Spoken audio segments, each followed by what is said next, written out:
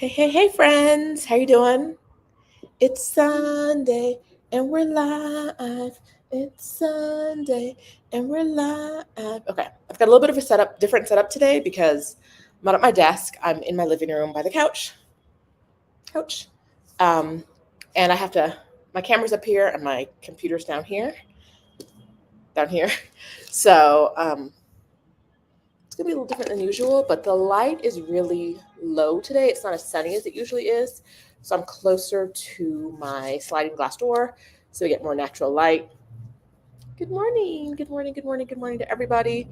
Um, Hi, Shawnette. Oh, you can't. Oh, yeah, Shawnette. I just started. I started a little bit late today. So here I am. Hey, Shonda, Yolanda, Greta, Francis, Nobilice, Colette, BJM, Fatima, Tramis. Hey, y'all. Hey. Okay, we're just gonna get started now. I'm in a really weird setup. I don't love this right now. Y'all don't care, do you? It's really dark. It's not. It's weirdly dark outside. I think it rained overnight, and it's still kind of cloudy, which I guess is good because today is the Mexico City Marathon, so the runners aren't out there burning up. No, cooler is better than hot when you're running 1,000 kilometers, um, especially at altitude. I saw the map of a tiny map of the marathon course, and it had it only had two things on the map: where you went, and it marked certain distances. So I think it was 40 something kilometers was total length. So it marked certain distances along the way, and it also marked at each kilometer the elevation. And I was like, oh yeah, this is one of those cities where the elevation is really important. When I ran a couple half marathons in Columbus. They didn't tell us about the elevation because it did. Yeah, there were some minor inclines, but they weren't really crazy. But in Mexico City, because we're so high to begin with, that the elevation it matters. So it's Sunday, which means I don't leave the house. It is a day where traffic is not going to be what it usually is. So I'm definitely not leaving the house. And I think I'm taking my braids today when we're done. No, when we're done, I'm going live in the community. Hi, YouTube community. So if you're part of my community, it has 3 different levels. I try to go live after we do this live. I try to do separate live so that we can talk in any more details. If there are any questions that people asked and we didn't get a chance to answer, I like to go in there and do that. Not promising every Sunday, but definitely do that as a way to kind of extend this conversation in a smaller group. So if you haven't joined the community, join the community. You get some bonuses. Yesterday we talked about what we're doing, and I showed them what I was cooking, and we did some more stuff. So yeah, join the community. And I'll see you after the live. It'll be same place. It's still on YouTube. You just get a separate link for the community live stream. Okay, I'm trying to do too much at once. I moved from a different computer to this one. I'm still getting used to what it looks like. I see y'all in the comments congratulating my mom on her move to Merida. Yeah, she's there. She's officially in Merida now. Yay.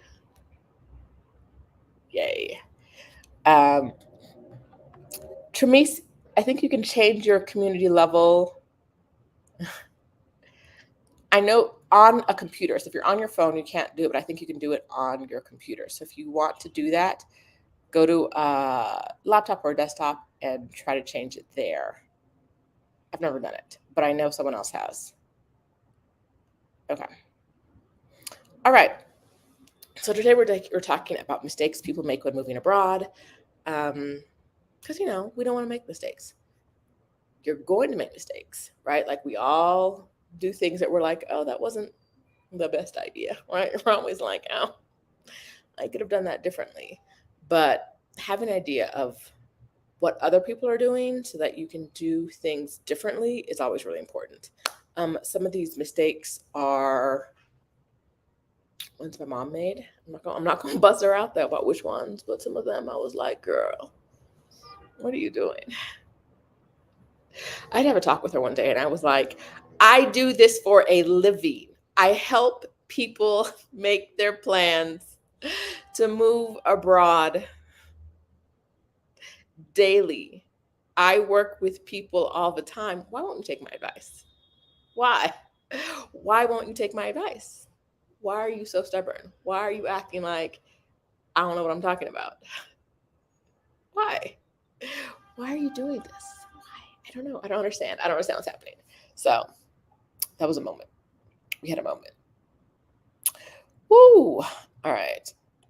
All right. Monica's moving to Mexico in October. All right, Monica. Okay. All right. So let's start at the top with mistakes people make. I told you I help people all the time. I have a course called From Burnout to Bliss. I linked to it in the comments and it is pinned. And in From Burnout to Bliss, www.fromburnouttobliss.co. I help people. We have a community. I help people make their move abroad plans.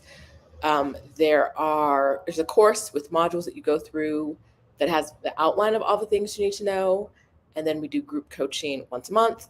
And in that group coaching, we really come together as a community to help each other along the way. So if you're looking for some more support as you make your plan, join From Burnout to Bliss at fromburnouttobliss.co. I should have this. I have a sign on my desk. I should have brought the sign over.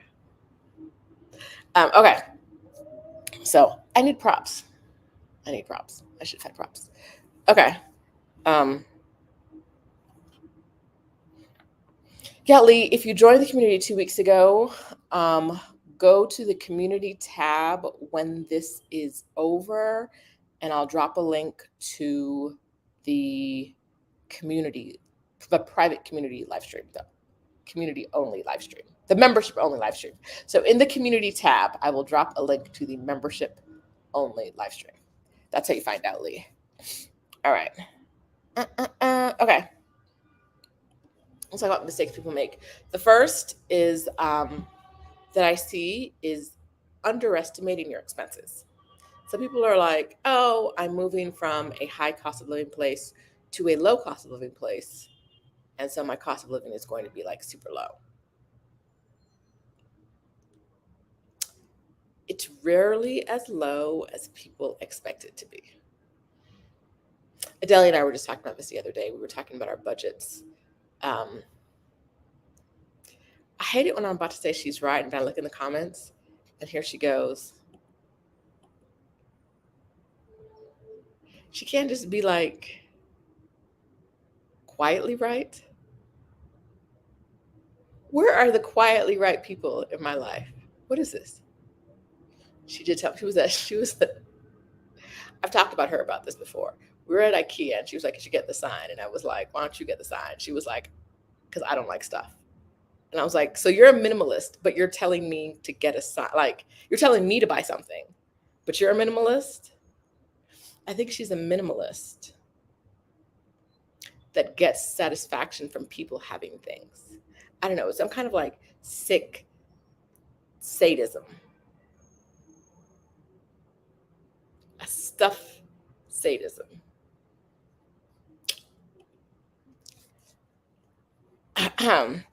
Yes. Shauna says budgets are going up. Yes. Okay. So a couple things. When you look online at cost of living calculators, I'm going to drop some in the comments, like numbeo.com or the earthawaits.com. Those are both good places that have cost of living calculators. I always tell people to round up. I will always tell you to round up. So they have different numbeo.com, the Earth Awaits has different like levels of like for your cost of living. Like, I don't remember all the terms right now, but it's basically like from basic to extravagant. Like what kind of life do you want to have? And then what and like what that will cost you there. I always tell people to pop up a level, because they're not really clear on who fits into what level. And so it's kind of like when you're making your budget, Underestimating can be very, very bad. Overestimating might not be great, but it's probably not going to hurt you as much as underestimating is. So I'll tell people to pop up a level and then also add a multiplier of like 10 to 25%, especially if you're going to be bopping around from place to place a lot. Add more money on top of that. So bump up a level based on what the upper weight says it is. So if you're, I think opulent is the top one. If you're in the middle, bump it up a level and see what that number is, and then maybe you can aim for that number. The other thing is that people always forget that when you move to a place, you have additional expenses that people who've been living there for a while don't have. So you may not be able to, even in your regular cost of living, if you've been living there for a while, you may not be able to get the prices that people who've been there for a long time are getting, right? Your cost of living might not be the same as someone else's cost of living because you may not have been there. Like, I'm not going to probably get the same price of an apartment as someone who's been living here for lifetime or for 10 years because I don't know the local customs. I'm not as good as negotiating the local things locally, right? And I don't speak the language fluently. And so for a lot of places you go to, especially if you look like a foreigner, if you look like someone who comes from a country with more access to capital than the people of the country you're going to, your negotiation power is usually out the window, right? So I'm in Mexico. If people know I'm an American, sometimes the prices they charge, I'm just like, I need you on my face. Like, there's a flower vendor on the street.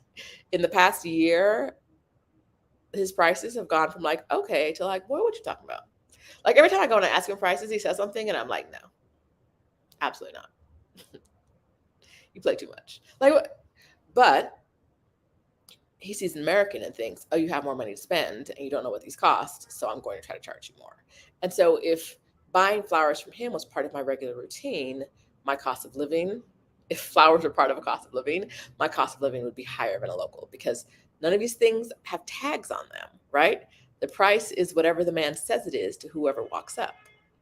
And so my price is probably not the local price, which is what I was saying in the beginning. Like, you're probably not getting the same price locals are because they see you, if you are seen as a foreigner with greater access to capital, you're unlikely to get local prices, especially in markets where prices aren't like stamped on. If there's no price tag.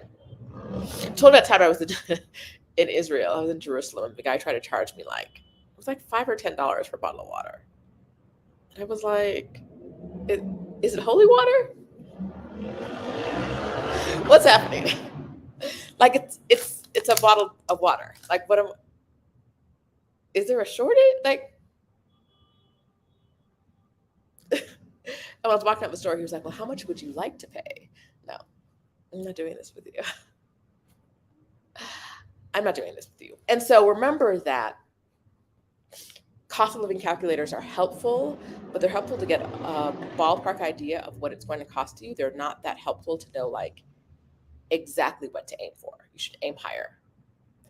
You should aim at what it is, right? But you should know that you're probably going to come in higher. Jeanette says, I think that when I buy food now, is it magical food? What else does it do? Jeanette, where are you when you're seeing your food prices? Our Black Utopia, Halisi, is in Portugal, and I got a local to help me find my apartments. Realtors be like, as a foreigner, you have to pay 12 months in advance. I'm not paying 12 months in advance. I'm not paying 12 months in advance. Absolutely not. Absolutely not. Yeah, water is expensive, but water, like, there were two men of the store, an older one and a younger one. The older one told me the price, and the younger one was like, "Well," like he visibly was shocked when he heard the price the man told me for water. So water might be expensive, but water was not expensive. The price he quoted was shocking to the man who worked in the store. So water may be expensive, but it was not that expensive. So I was like, please get on my face with this. We don't do this. Andrew says she appreciates the earth awaits numbers because there are levels to this. Yes, there are definitely levels. Um, and then also, when you move to a new place, there are things you need to buy that you're not going to need to buy every month, right? So, like your first 6 months, even if you have a cost of living you think you can aim for, like you're comfortable with your cost of living, the first 6 months you're going to be buying things that you weren't expecting, right? Something's going to come up. Something always comes up. That's just the way life goes.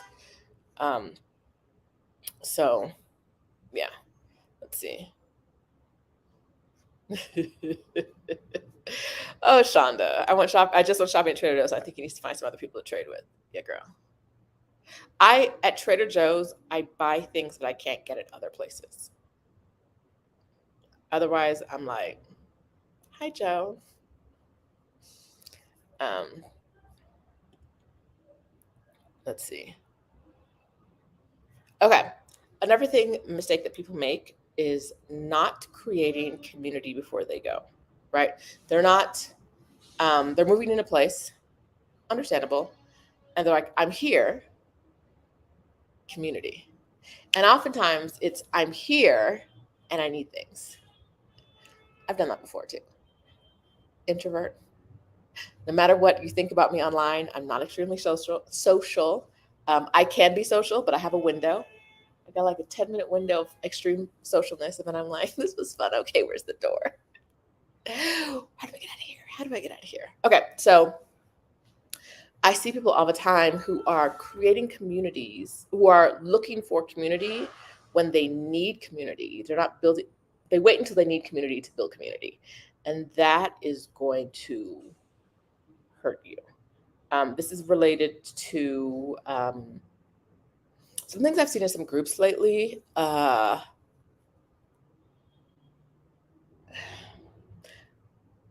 of it is because community is really important. Like, community is the best thing you can use to help yourself get acclimated to a place. You want to know people who understand where you're coming from, right?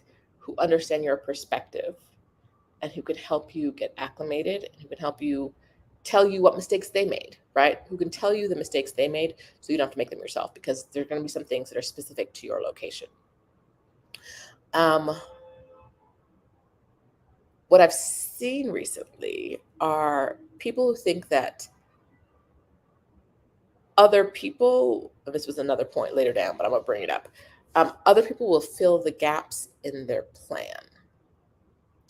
And if you don't have community, it's unlikely that other people will fill those gaps, right? So try to build community before you get there, because if you show up and the first thing you show up with is a need, your need might be unmet. So in the past few months, I've seen in at least two groups, two different cities, both in Mexico, Black women being in the groups and saying, like, I need a place to stay.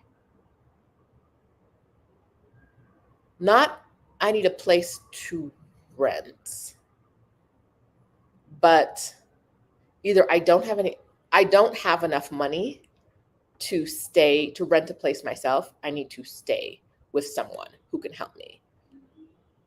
And that's a really hard place to be, right? But it's part of the reason to build community, because community might help you fill those gaps.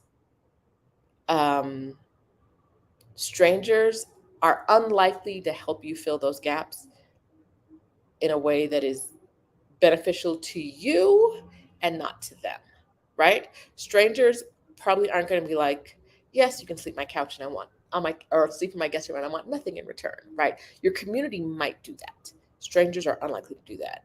In one of the groups, I saw a Black woman ask this question, and she asked it in a mixed group. And the response from one man was like, it's kind of lovely outside. You can just sleep in a park. And I was like, wait. Like, she needed a place to sleep for a few nights. And I think some people were like giving her ideas like hostels, etc. Blah blah blah. But the guy was like, just sleep in the park. You could have just kept that to yourself, right? Like if you want, community is important because strangers are unlikely to fill the gaps in your plan. The audacity of that man telling her to sleep in the park. And then when people called him out about it, it was like, oh, I was just joking. You're too sensitive. You guys are too sensitive. Like, it's not a big deal. I was just making a joke. You guys get upset about everything. You could have just not said anything, right? But this Black woman was in a mixed group asking for a place to stay, and no one offered her a place, right? Um, and so it's important to know, to have your community support you in as many ways as they can. Okay, so my mom says, I was about to make a 2,300 peso mistake today. My community said hell no and canceled that appointment. I ain't heard about this, y'all, so I'm gonna have to hit her up after the session and find out what kind of mistake she was making. Yes, I mean expat communities, and then, but I also mean local communities. So like, find communities based on your. So if you are, find expat communities. Definitely, there's a lot of value in being in expat communities. There are things that locals don't have to do that you won't know about if you're not in expat communities. Like if you're here in Mexico in a temporary residency, you have to get an RFC. It's this tax number. The only reason I know about it is because I'm in Facebook groups. I have no plans to do it.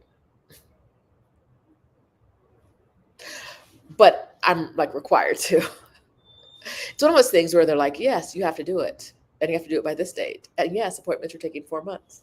And I'm like, well, if appointments are taking that long, you can't be that pressed about it. Right? Like, but locals wouldn't be talking about that because the process of them getting it is different. If they have it, I think it's something that they get like naturally. Whereas we have to like make an appointment and go to an office and shuck and jive with paperwork. Right? I would not know about that if I wasn't in expat groups. I would not be connected to people who can help me do things like renew my residency. I would not know what people were paying, what foreigners were paying for rent if I was not in expat groups. I now know what foreigners are paying for rent. It's too much. The rent got high. But also, if you have interest, like if you like to play flag football or knit or read murder mysteries in Spanish, whatever, join those groups as well, right? Join those groups with local people who are doing the things you like to do so that you can meet the people, so that you're expanding your community. You want to expand your community as much as possible. It's going to come. Yeah, that man who told her to sleep in the park was out of pocket. Like, if you can't help, you ain't got to. Anita says that's a large ask for a stranger. Yes, she needed a place to stay for a couple of days to a week. The other day, in another group, in a Black group, I saw someone ask in a different city, saw someone ask for a place to stay for a month. I need a place to stay for a month. And I don't know how long she's been in the group or what her community was. I should have looked it up. But no one offered her a place. People were like, here's this hostel. I think the question was, no, that's a different question. Okay, so yes, that happened.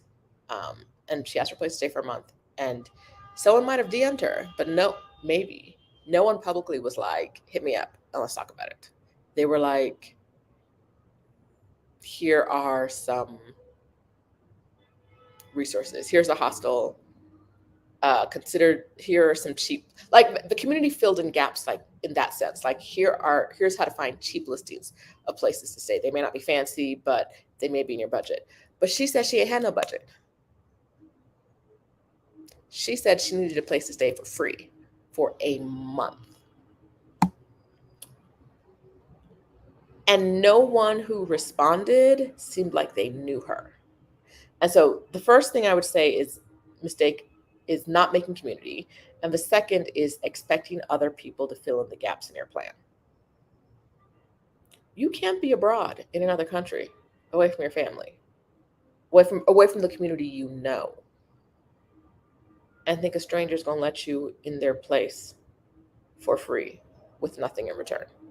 It puts you in a really, really terrible situation, right? Like it puts other people at an unfair advantage over you, right? Who knows where she could end up and how safe it would be. But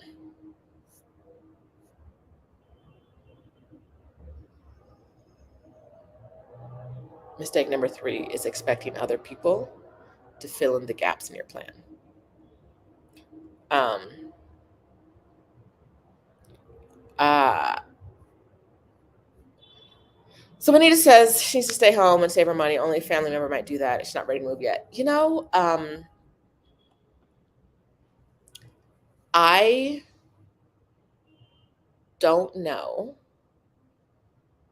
that she needs to stay home. I'm not going to say that. I'm going to say that somewhere along the way, something happened, right?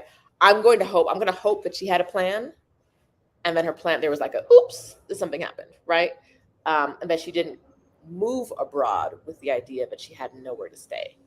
But yeah, she asked for a month. And I was like, a month? I don't have a friend that would let stay with me for a month. After like a week, I'd be like, girl, where you going? Right? Um, and no one in the group responded with a, you can stay with me. Not a single person. Because it's asking a lot, right? And so figuring out what your cost of living is, right?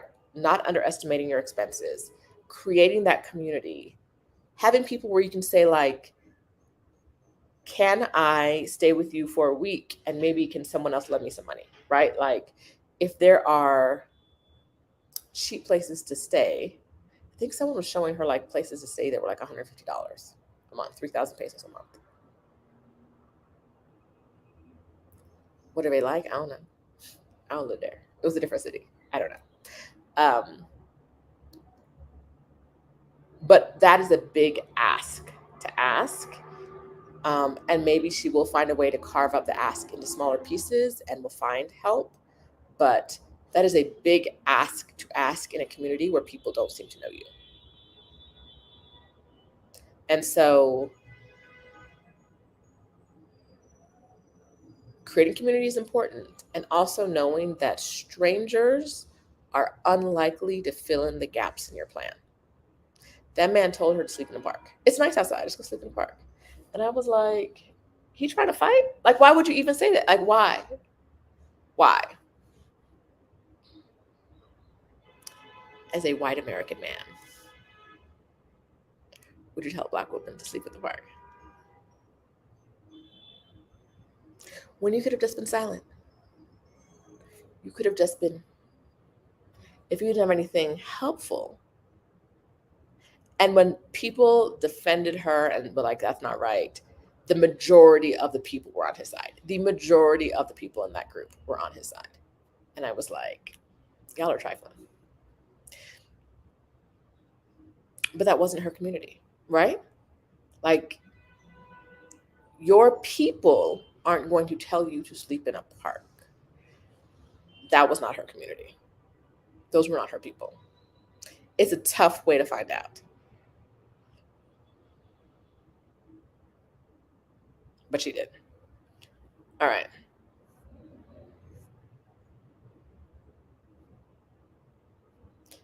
Oh, you got to ask for help before you're that desperate. You got to ask for help before.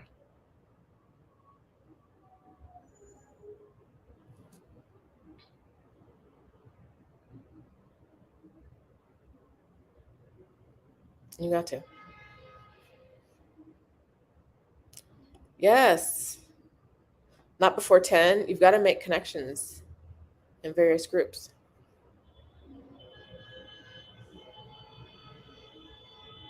Oh, I think Nola knows what I'm talking about. She was still looking for a remote job.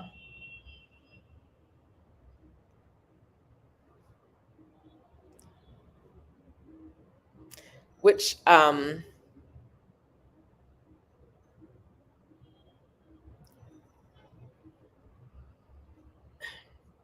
that's one of the things I'm going to talk about. Um,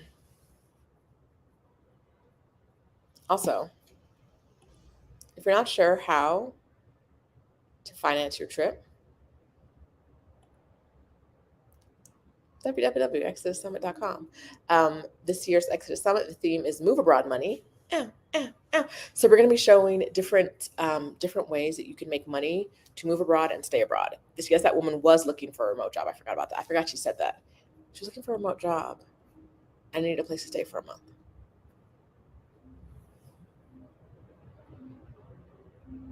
Another mistake people make. Actually, I'm gonna get to there in a second. But I want you to put in the comments the mistakes you made when moving abroad. Tell me the mistakes you made while you're moving abroad. Let's talk about that. Type them in. This is, I look like a spider. I look like spider legs. Type them in. Type in your move abroad mistakes. Um, Jeanette said preload the lifelines. Yes, preload the lifelines. Do that.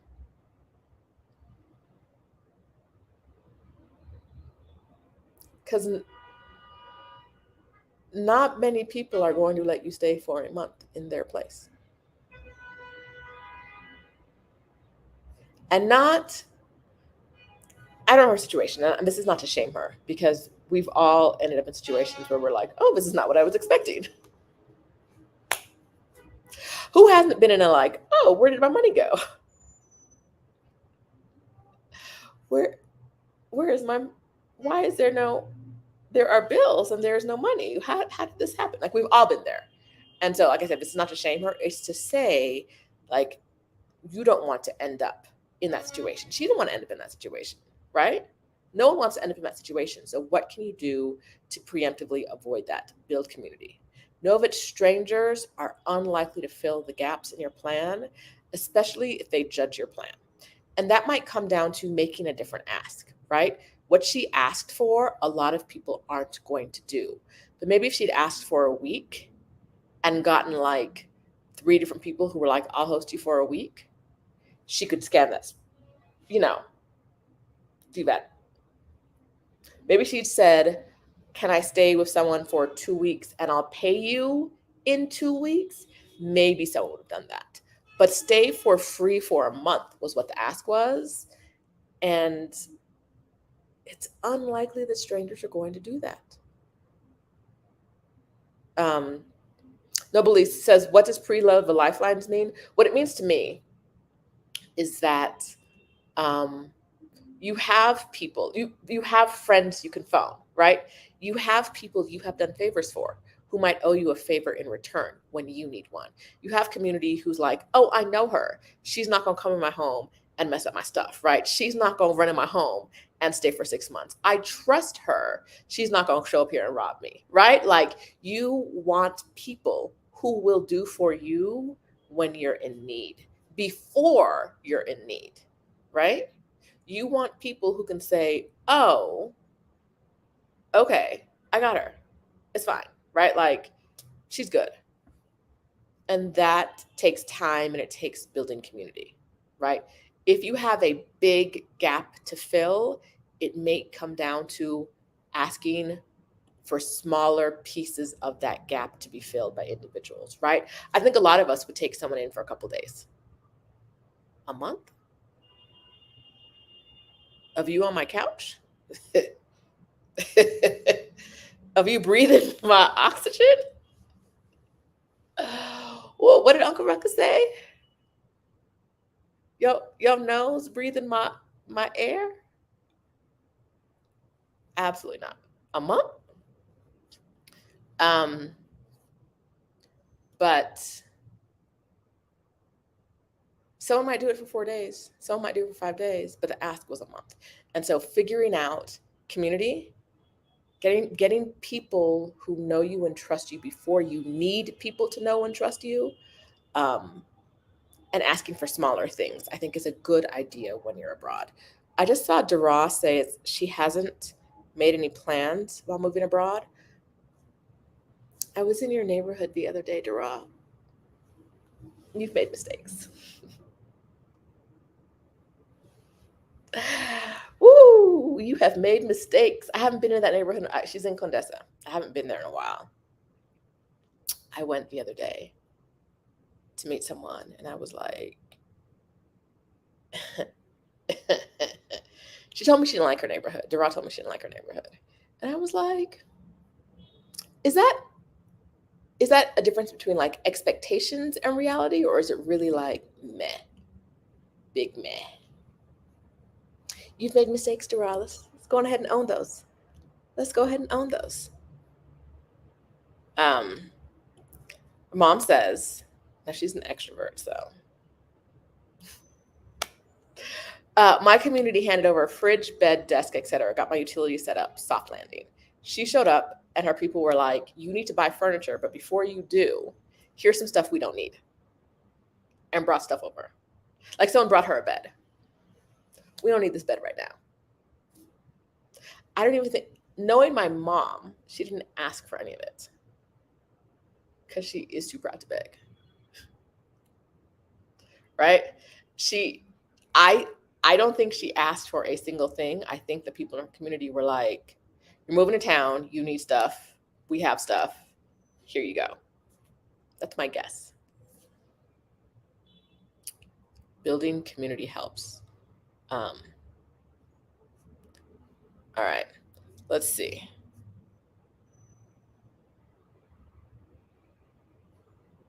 But she's also made mistakes. I signed a contract without checking things like water pressure and opening of closet doors, etc. I'm in a local neighborhood. My landlord is taking his sweet time.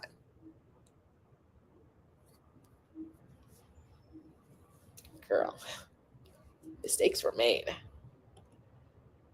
Okay. Let's see.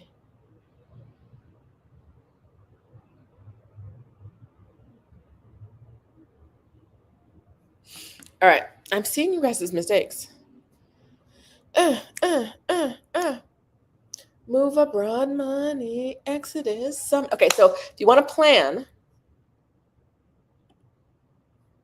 an error-free move abroad plan from burnouttobliss.co, we got you. We're going to walk you all the way through all the steps. If you need some money, exodussummit.com.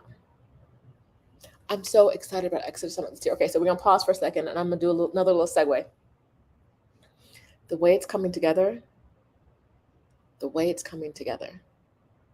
Okay, so we went live on Thursday night on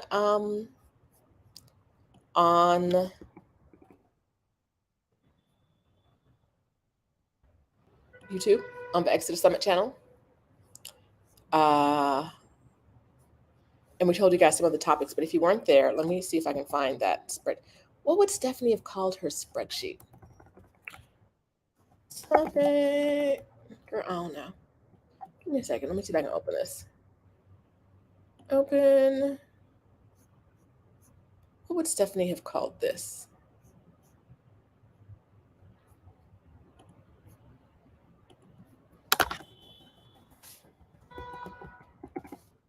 Nope. Look at this, y'all. Anyway, we're very, very excited about the topics. We're talking about renting out your home as an Airbnb. We're talking about making money from real estate without being a landlord. We have some sexy time topics like voice work and fingers crossed at Exodus Summit this year. We have someone who has made $600,000 selling pictures of her feet in 2 years. $100,000 in 2 years. Fingers crossed, but we locked that down. We plan on having a tax expert. We plan on, I'm looking at my list now, not her list. Definitely I have two different lists that are like perfectly aligned and different. Oh, I know where I can find it. I'm the master calendar maker. It's on my master calendar.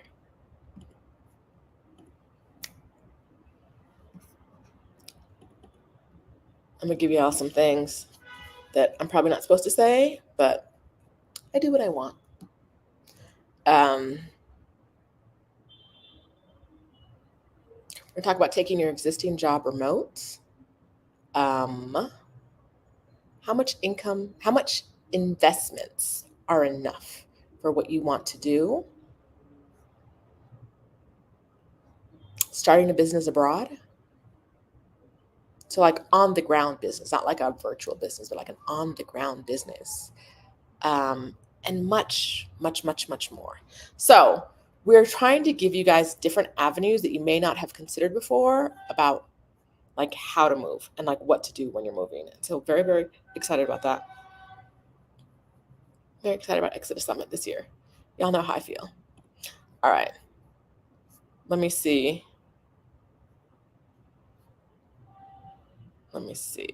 In the comments what mistakes you're making, and then I'll get back to my list. Hey, Kay, thanks for joining the membership. See you after this live. I'm gonna talk about you. I was in Duras neighborhood, and there were more expats. There were more foreigners than there were locals. I heard more English than I heard Spanish, and I was like, what's happening? I don't like it here. I want to go home. I really was like, I have to leave now. And it wasn't like I was just sitting in a coffee shop, like I was. But then as I was walking through the streets, lots of people who look like they arrived yesterday. People with luggage, lots of women walking down the street with luggage. More than I heard more English and Spanish. And I was like,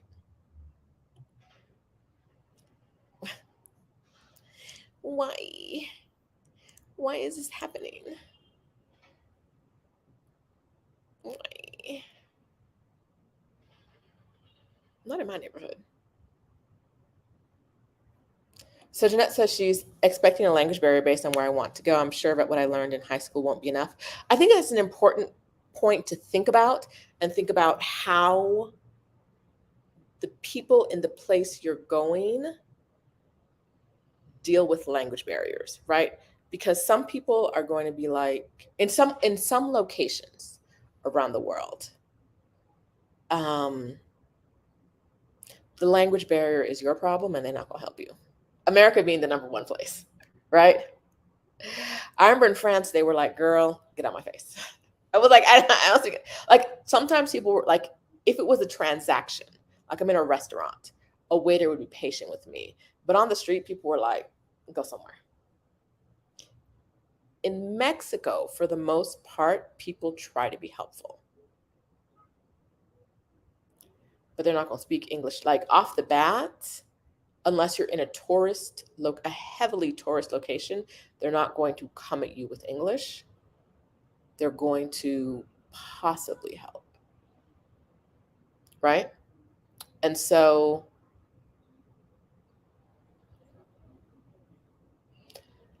the language barrier is only a problem if you're in a place where people are like, actually, if you are in a place where it's like, it's America, speak English, right?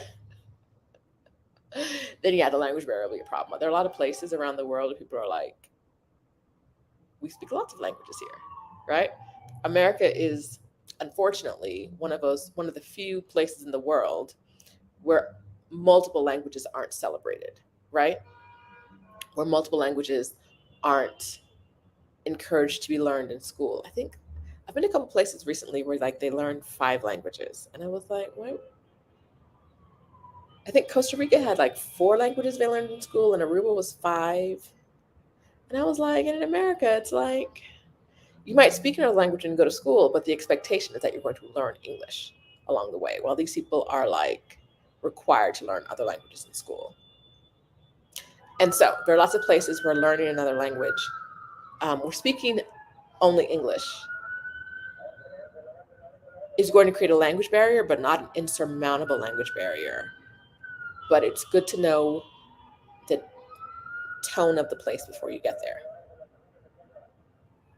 Because if it's like America, you might be out of luck with that language barrier.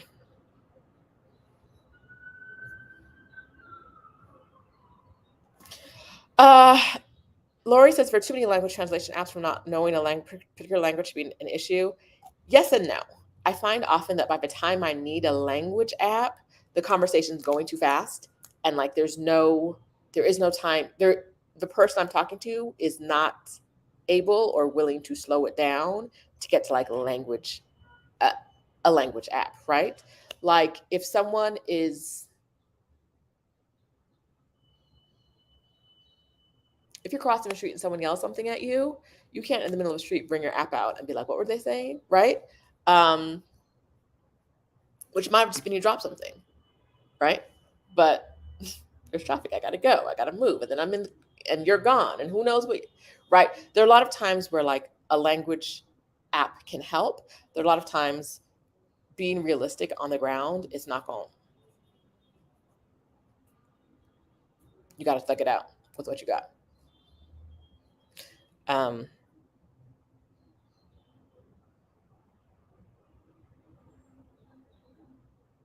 Yeah, let me see. Let me see what mistakes you guys have made.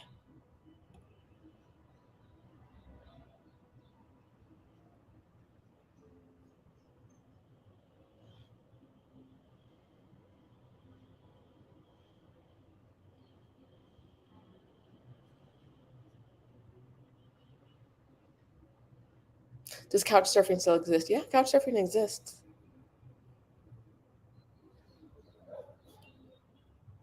People do it. Not me. Strangers.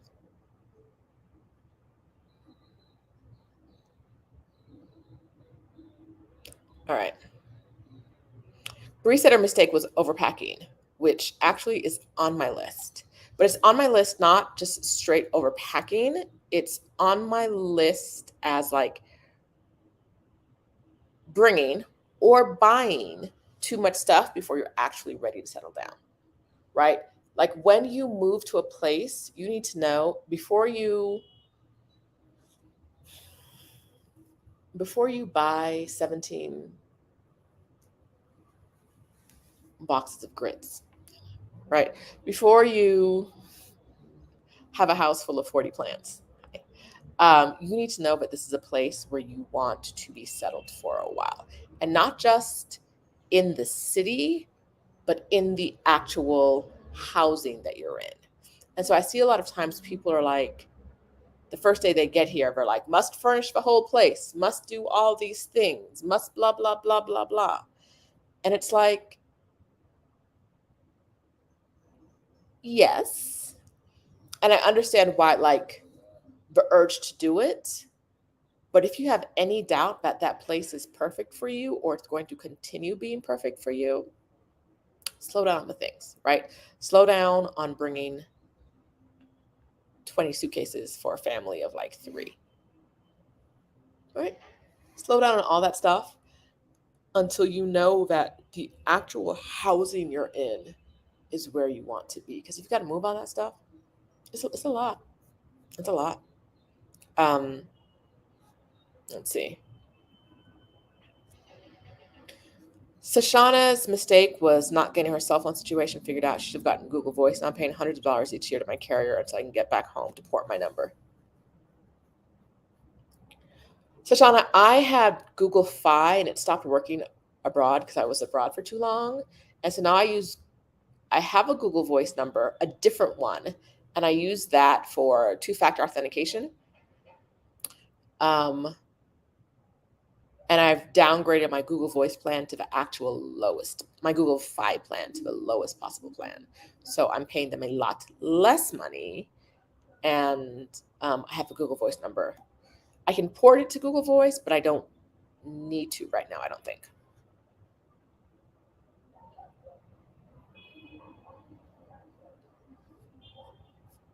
All right. Yep. Kim said bringing too much luggage.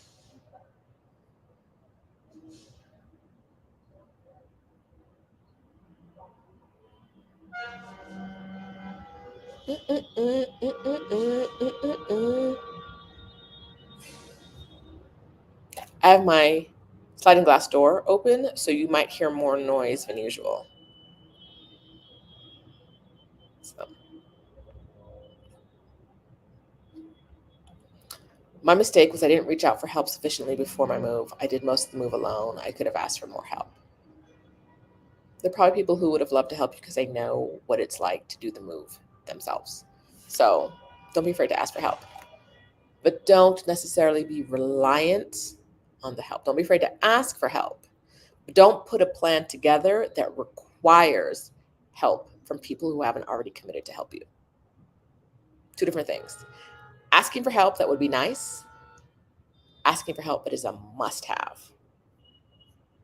Shauna says, not getting rid of enough stuff beforehand was her mistake. Yeah, same boat. Same boat. Not having enough diversity in sources of income. ExodusSummit.com. Come through. We're going to talk about diversifying your sources of income. All right. Mom's Adventure says, not realizing I just needed to rest and reflect before I made plans. Yeah. A lot of times when we leave one environment to the next, your body's like, this feels restful. So why aren't we resting? Why aren't we resting? What are we doing? What's happening? Where are we at? Why are we doing so many things? What's going on? And so understand that moving to a separate environment you may feel more tired, and it may not be that you are more tired, but your body's giving off more signals, maybe because it feels safer. A lot of times when our body feels safer, it gives you the signals, or you are able to understand the signals that you've been ignoring for a while. So take a nap. I took a glorious nap yesterday. Yesterday I woke up. I read because 22 books was my goal for the year, and I think yesterday I finished number one. I read. I made risotto. I made truffle and Parmesan risotto. And then I took a nap.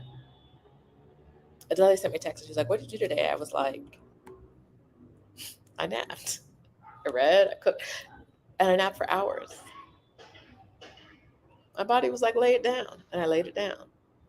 It gets happy when I do what it wants. My body is happy when I do what it wants. Okay, Shauna S says, overbuying while abroad. I have a lot of stuff in my apartment, and Mexico City has enough people coming in and out all the time that if I need to go, I can sell a good chunk of it. But I don't think I've overbought. I have furnished it as a place I want to live in. But if I was only going to be here, if I was going to be here for 6 months, I've overbought.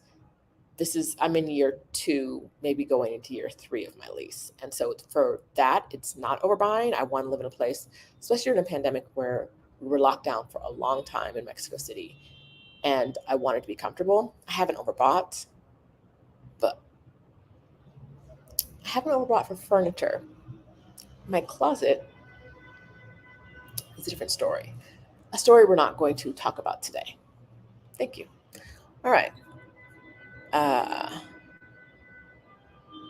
cha cha cha cha cha cha cha cha cha cha cha cha.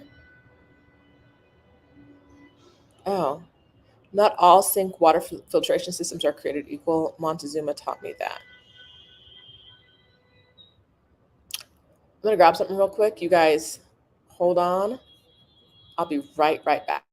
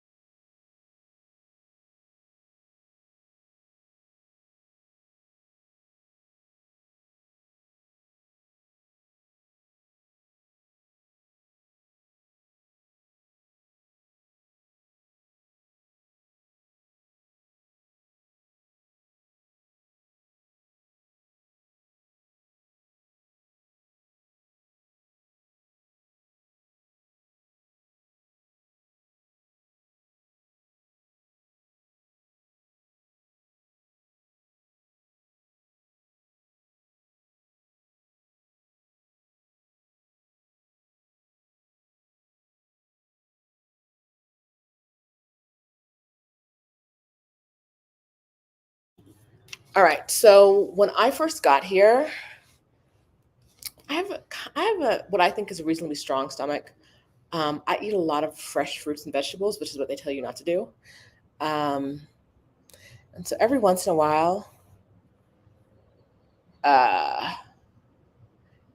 while, I would have a little moment. But microdine, you can get it in any grocery store. I buy them in 2-pack bottles at Costco. You can get them in Mexico at literally any grocery store, small bottles or bigger bottles. And I drop this in water when I'm washing my fruits and vegetables with it. And it's got directions on the back of how much to use. It's a lifesaver. This is not an ad. Microdin is not paying me. I said microdine when I was looking for it in the store once, and the man looked at me like I was an idiot. And then he was like, "Microdin?" I was like, "Yes, like microdine." He was like, "Okay, come with me," because when I was saying microdine, he was like, "Baby, I don't know what you're talking about." Microdin, fruits and vegetables. I used it. You can actually put it in water before you drink it, and ice, and it kills all the bad stuff. Um, it's efectivo ante el 99% de bacterias comunes. Wait, let me get that. So, you hear that noise? It's not that bad when the door is closed, but I wanted some fresh air. So, that's why I'm doing that. But that is constant. And I've told you guys before, my apartment is in the 20s floor wise. Imagine that would sound like if I was on if I was on floor 4, 5, 6, imagine what that would sound like. And that's just, I don't live on a super busy street.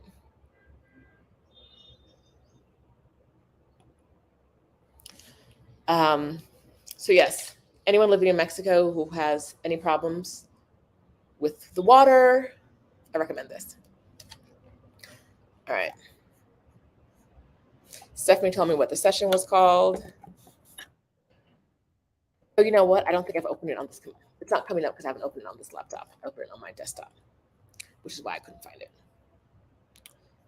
Ooh, Simi says she was quite young when I first moved. I did lots of mistakes. Yay. You learned. You learned. Okay. Dee says, everyone, thumbs up the video. Give it a thumbs up. If you haven't subscribed already, subscribe. I think we might have some new people here today. So if you're new here, subscribe. Subscribe to the channel. And I won't sing. That's the trade-off. If you subscribe, I won't sing. You don't want me to sing. All right. Is there a water filtration system anyone recommends for Mexico, and should I pack it and bring it with me? I don't have a water filtration system. I just use this, brush my teeth with tap water, shower with tap water, no filtration system, and I'm fine.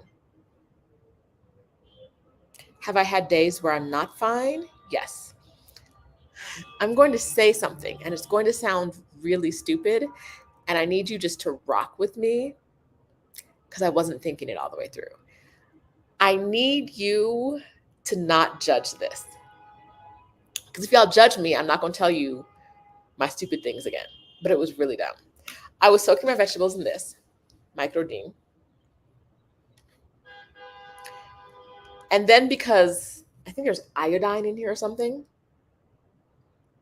when I took them out of this, I would rinse them off. But I was rinsing them off in the regular water that didn't have, but like had the bacteria and the germs that this was supposed to be killing. And so I washed them in this and rinsed them off in regular water. And I had like a period of being like, why is my stomach doing this? What's going on? And then I think my mom was like, baby, that's stupid. Like, what, why would you? She was like, but the point of this, I was like, I'm so used to like rinsing fruit off after washing it in something that I forgot what this was actually doing. I stopped doing that and I haven't had problems anymore. So, water filtration systems are going to work differently for different people, and your need is going to differ too. In Merida, I think the biggest need is because they have a lot of minerals in the water. So the water's hard. I think that's how it works. Their water's hard. And so they feel like they have stuff on their skin afterwards and it's messing up people's hair. And so they have a filtration system that makes their hard water soft. People there try to buy filtration systems that make their hard water softer, which I think means less minerals. That's not a problem in Mexico City. Our water, I haven't noticed it being very minerally or doing anything to my hair. The only thing I notice is that, like, if I wash my, if I rinse off my fruits and vegetables in regular tap water, sometimes it makes me feel not so good. Yeah. All right.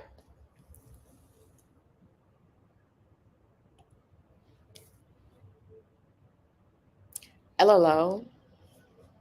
I feel you. I feel you. Trust issues. Because if I ask you for help and you say no, we can never have this conversation again in life. In life.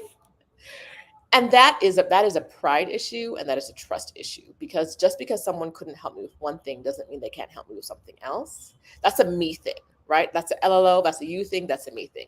Just because someone can't help us with the thing we need in the moment doesn't mean they can't help us in another moment. But I don't want to ask you for help, because if you say no, our relationship is different. It's a me thing. It's a problem. It's a problem.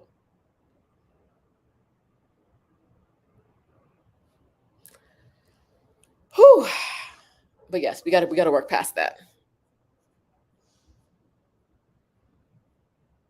Let's see. Simi boils lots of water and stores it. Tonisha says, is Portugal info correct or will there be updated videos? Are you talking about the expat workshops from Exodus Summit, Tonisha? Uh, Drop a comment and let me know, because otherwise I don't know what you're talking about.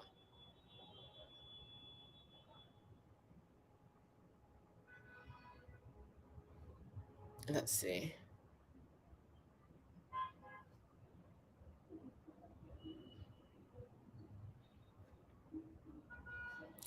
Uh, uh, uh, uh, uh, uh, uh.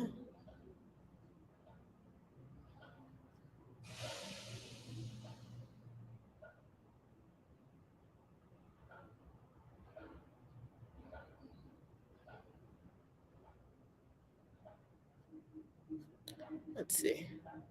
Let's see what else.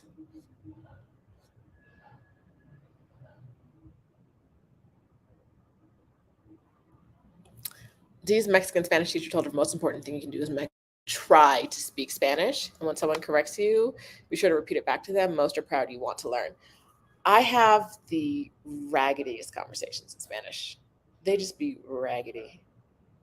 And like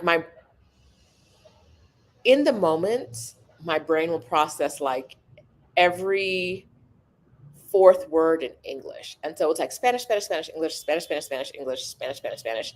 And then I'm talking with my hands, and I'm acting things out, and I'm pointing and I'm doing things. I get by. I'm not fluent, but I get by. I try. Every once in a while I'll be trying and someone will look at me and be like, do you speak English? I'm like, yeah, like, okay, let's do that, because I don't, what you're doing is not working. Um, but the things I'm really good at are ordering food. I think I'm exceptionally good at ordering food in Spanish. I can do that. That's my best. Surprise, surprise. Um, KB overpaid for renting a room in London, no signed contracts. When she realized this about 2 weeks in, I found a shared flat that was reasonably priced and left shortly before the end of the first month. Yes. No signed contract is what saved you there, right? No signed contract. Get out. Mm, mm, mm, mm.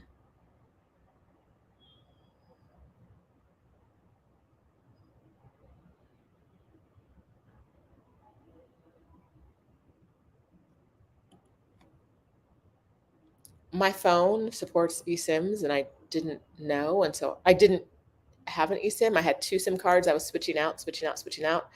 I lost two cards two SIM cards over the course of a year, and for both of them, I had to wait till I was back in the States to replace them. I lost my American. I never didn't lose my Mexican SIM card, which has a number no one knows. I lost my American SIM cards. So I had to wait till I was back in America to replace them. So if you have an eSIM, if your phone will do an electronic SIM, or if it has two SIM slots, do that. If you have to keep switching out your SIM card, errors might happen. Wait, do we have a new member? Who that is? All right. Black Utopia says, my mistake is thinking I had decluttered. I had so much more crap than I thought. Yes. Yes. I need to declutter.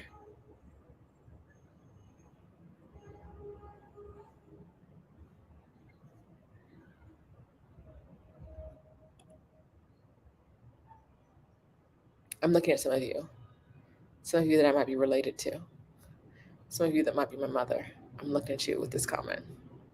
Another mistake I made in the past was thinking I would find long-term accommodations quickly, not booking a short-term accommodation for long enough. Give yourself time to find a place you really like. Don't rent the first thing you see. Don't get the first thing smoking, because now you're arguing with your landlord.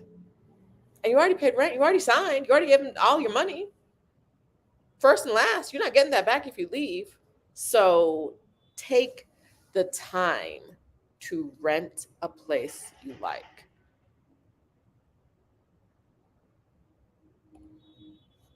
Mm.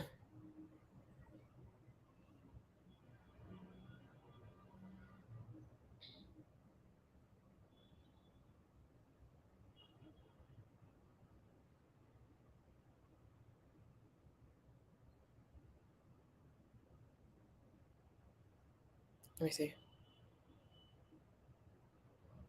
Yeah, to me, being on the top floors is not helpful. My building is higher than I would probably say, like, I am higher than I think 90% of the buildings in the city. And I'm not on a super busy street. I'm on a busy street, but not like the busiest in the city.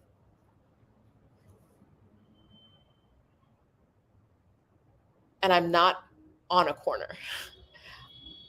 What you can see, I am across a courtyard.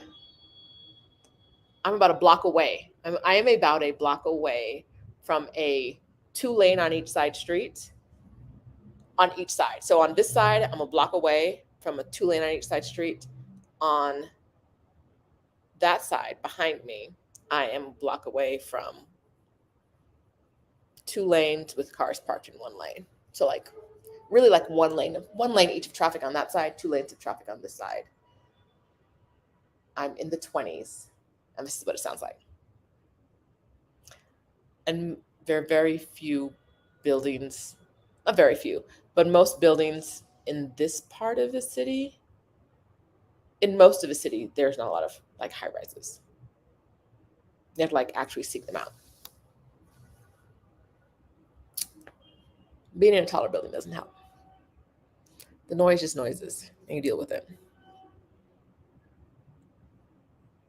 I see that some of y'all are laughing at me and my microdine followed by water story. I want you to be better people. I do. I want you to be better people.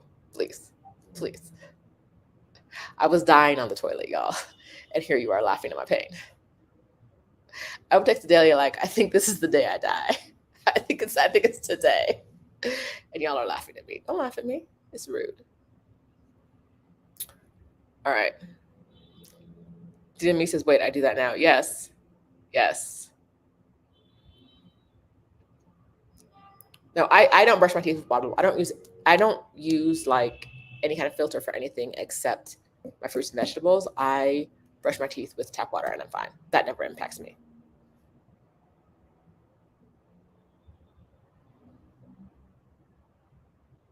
Mm-mm-mm-mm-mm. Yeah, Adelia recommends the Eco Filtro. I've never used it.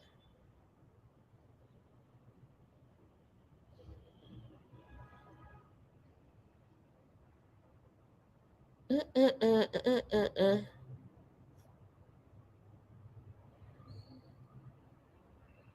Okay, Treme says, this may sound crazy, but one of my concerns is having a place to get waxed because me and razors don't get along. So, I don't know if you guys are familiar with the Traveling Child. Um, she's on Instagram. She spoke at the first Exodus Summit, and one of the things she always says is, if children live there, children can visit there. And why are we talking about waxing and children? I'll tell you in a minute. I am strongly of the impression that if you do it in one place, right? Like if you are talking about a bikini wax, for example, if women live there, there's probably a good chance you can get it done. Now, it might take a little bit more. In some countries, it might be harder to find. In some places, you might have to go like into the underground to find it, right? Depending on what it is you're talking about and how accessible it is. But if it's something that is common in certain places of the world, you can usually find it in others. You just might have to do more research. There's a waxing place every 3 blocks here, right? Not that much, but like you can go, I make an appointment at a place down the street and I go there, right? It's not hard. Um, and I think in most places you go to, it's going to be the same thing. You just might have to like figure out how to get it. Now I say that I'm talking about like most major cities. Like if you're going into a town that has like 6 people and 17 goats, maybe you can't get waxed. You need to find a neighboring a big city, right? But in most big cities around the world, you'll be able to medium to big cities, medium to large. You'll find the things you can find. You're used to finding at home, for the most part. All right, Tanisha, you bought the recordings. Portugal is still accurate. Mexico City is going to be updated this fall. If you're coming to Exodus Summit 2022 and you bought the advanced pass, then you will get, we're going to update all of those recordings this fall, and you'll get access to those updated recordings. ExodusSummit.com, not the weekend pass, the other extravaganza pass. Yeah, Sonia says, when I was in Playa, I was brushing my teeth with tap water for a while and had no issues, but I stopped because everyone else was brushing their teeth with bottled water.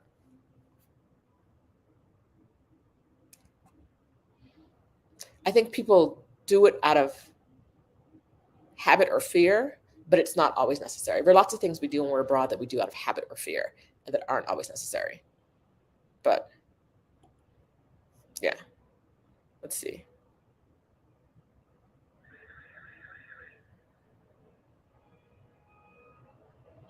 I have a number of different colored wigs. Are there wig shops in Mexico City? The wigs are real human and synthetic. I have passed, I don't remember where. I think maybe in Zona Rosa. Zona Rosa. I've passed wig shops. They did not look like high quality wigs. If you're going, okay. Thanks for joining the membership, Jeanette. New member. See you after this video. We'll talk some more. Okay.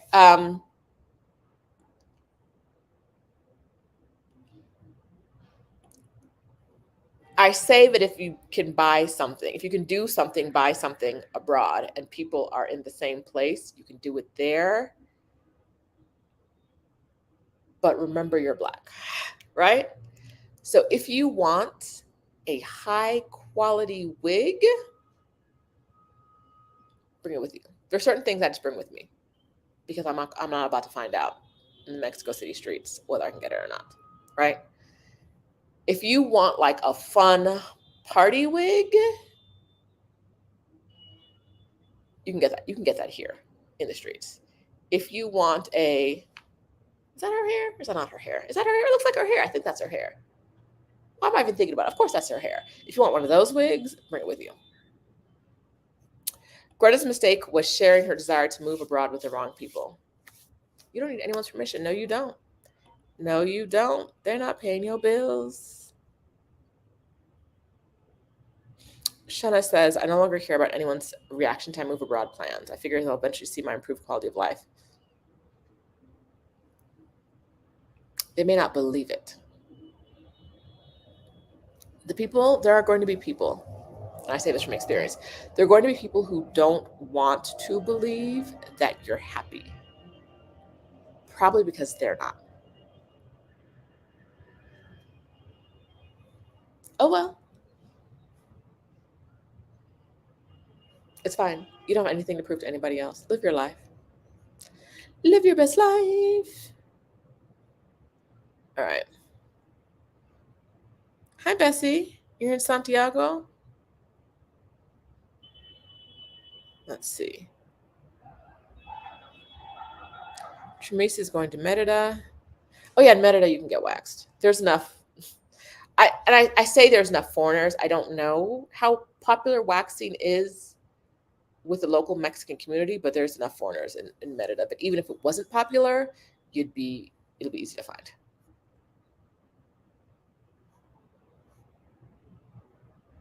Yes, I want to buy your ticket to the summit. It's gonna be so much fun. It's gonna be so much fun.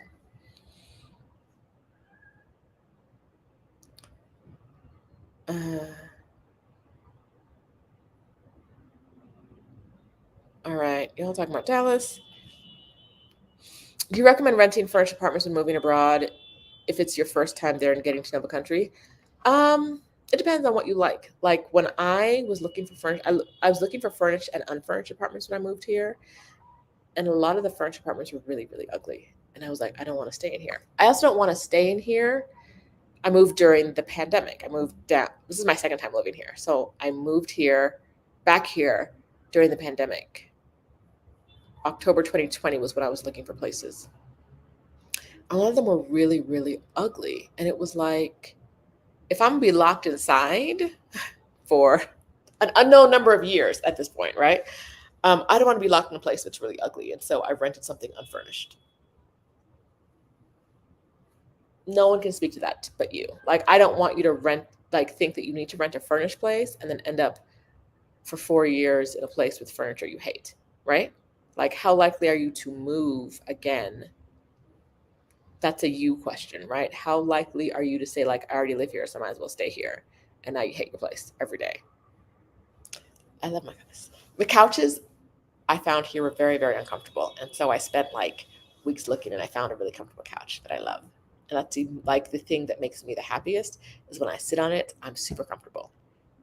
During the pandemic, lockdown, it was really important to me that my furniture was comfortable and I felt light and airy, which is why I have floor to ceiling windows in all the rooms. I get a lot of light in here. It's very comfortable. It's exactly what I needed when I rented. All right. Okay. Let's go back to my list. I went through your lists. So I said, underestimating your expenses, not creating your community, related to thinking other people's money will fill in your gaps. Other people will fill in the gaps. No. Bringing too much before you're actually ready to settle down. I've got two more. The first is, hi, Cerise. Welcome to the membership. Give you a little shoulder shimmy today. Welcome to the membership. Okay.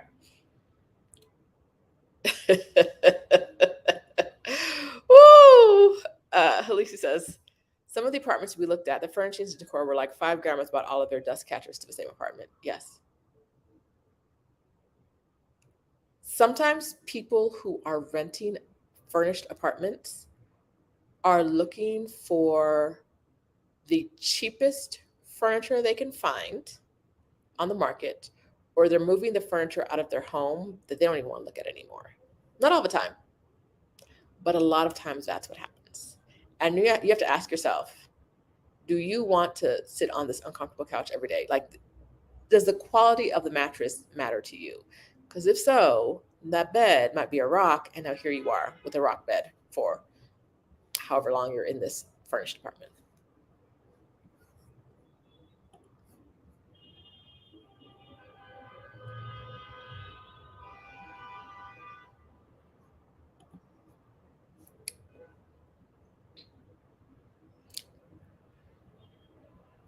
Tramise, Nicole.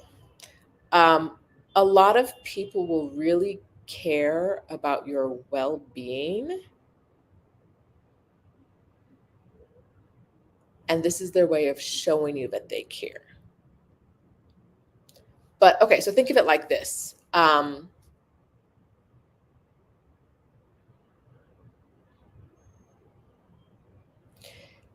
If your cousin, I'm gonna say your cousin on this case, your cousin is afraid of the dark, but you're not. She's not gonna want you to move to a dark, to like go inside of a dark room, right? Because she's scared of it, but you're not afraid of the dark. And so you don't mind going in there, looking around, maybe turn on a light, maybe turning on a light so that now she can see and come into the room because it's less dark. Ooh, I like the way that worked. I like the way that flowed for me.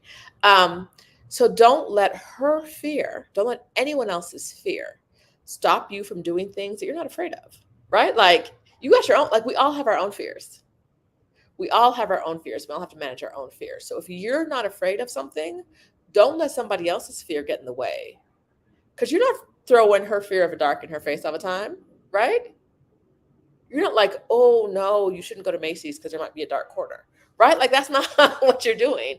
And that's kind of what she's doing by saying Americans are dying in Mexico, because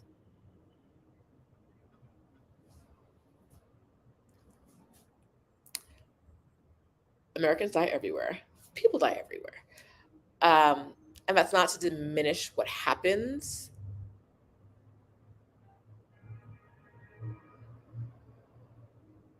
But oftentimes there's a story, right?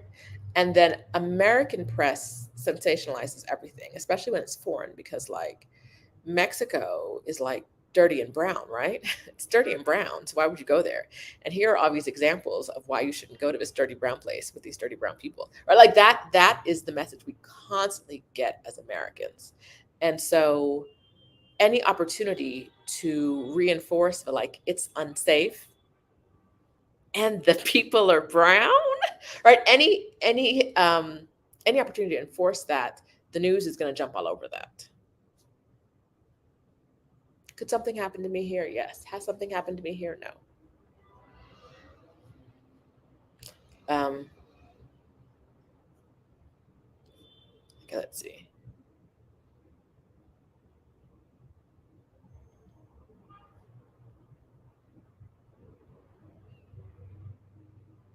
Lee's brother was concerned about narcos. Y'all, if you're not selling drugs, if you're not buying drugs in bulk, don't buy drugs at all in foreign countries, please. But if you're not selling or buying drugs, these people don't want anything to do with you. It's a business. They aren't out here killing people in the streets for no reason, right? I am not buying drugs. I am not selling drugs. I am not trading anything for drugs. I have no beef with drug dealers. They have no beef with me. Separate corners, separate spaces of the world, separate spaces. I'm eating food. Food vendors have no beef with me because I'm paying them money, right? Like that's what I do. I eat food. We had no problem. I'm not going to end up in a food deal gone wrong.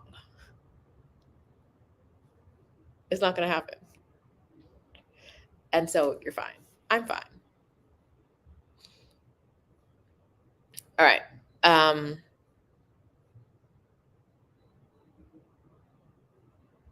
let's see. I am going to. Okay, we talked about. The next thing I was going to talk about was creating a plan that's reliant on duct tape. Some people are having plans, they making plans that you need like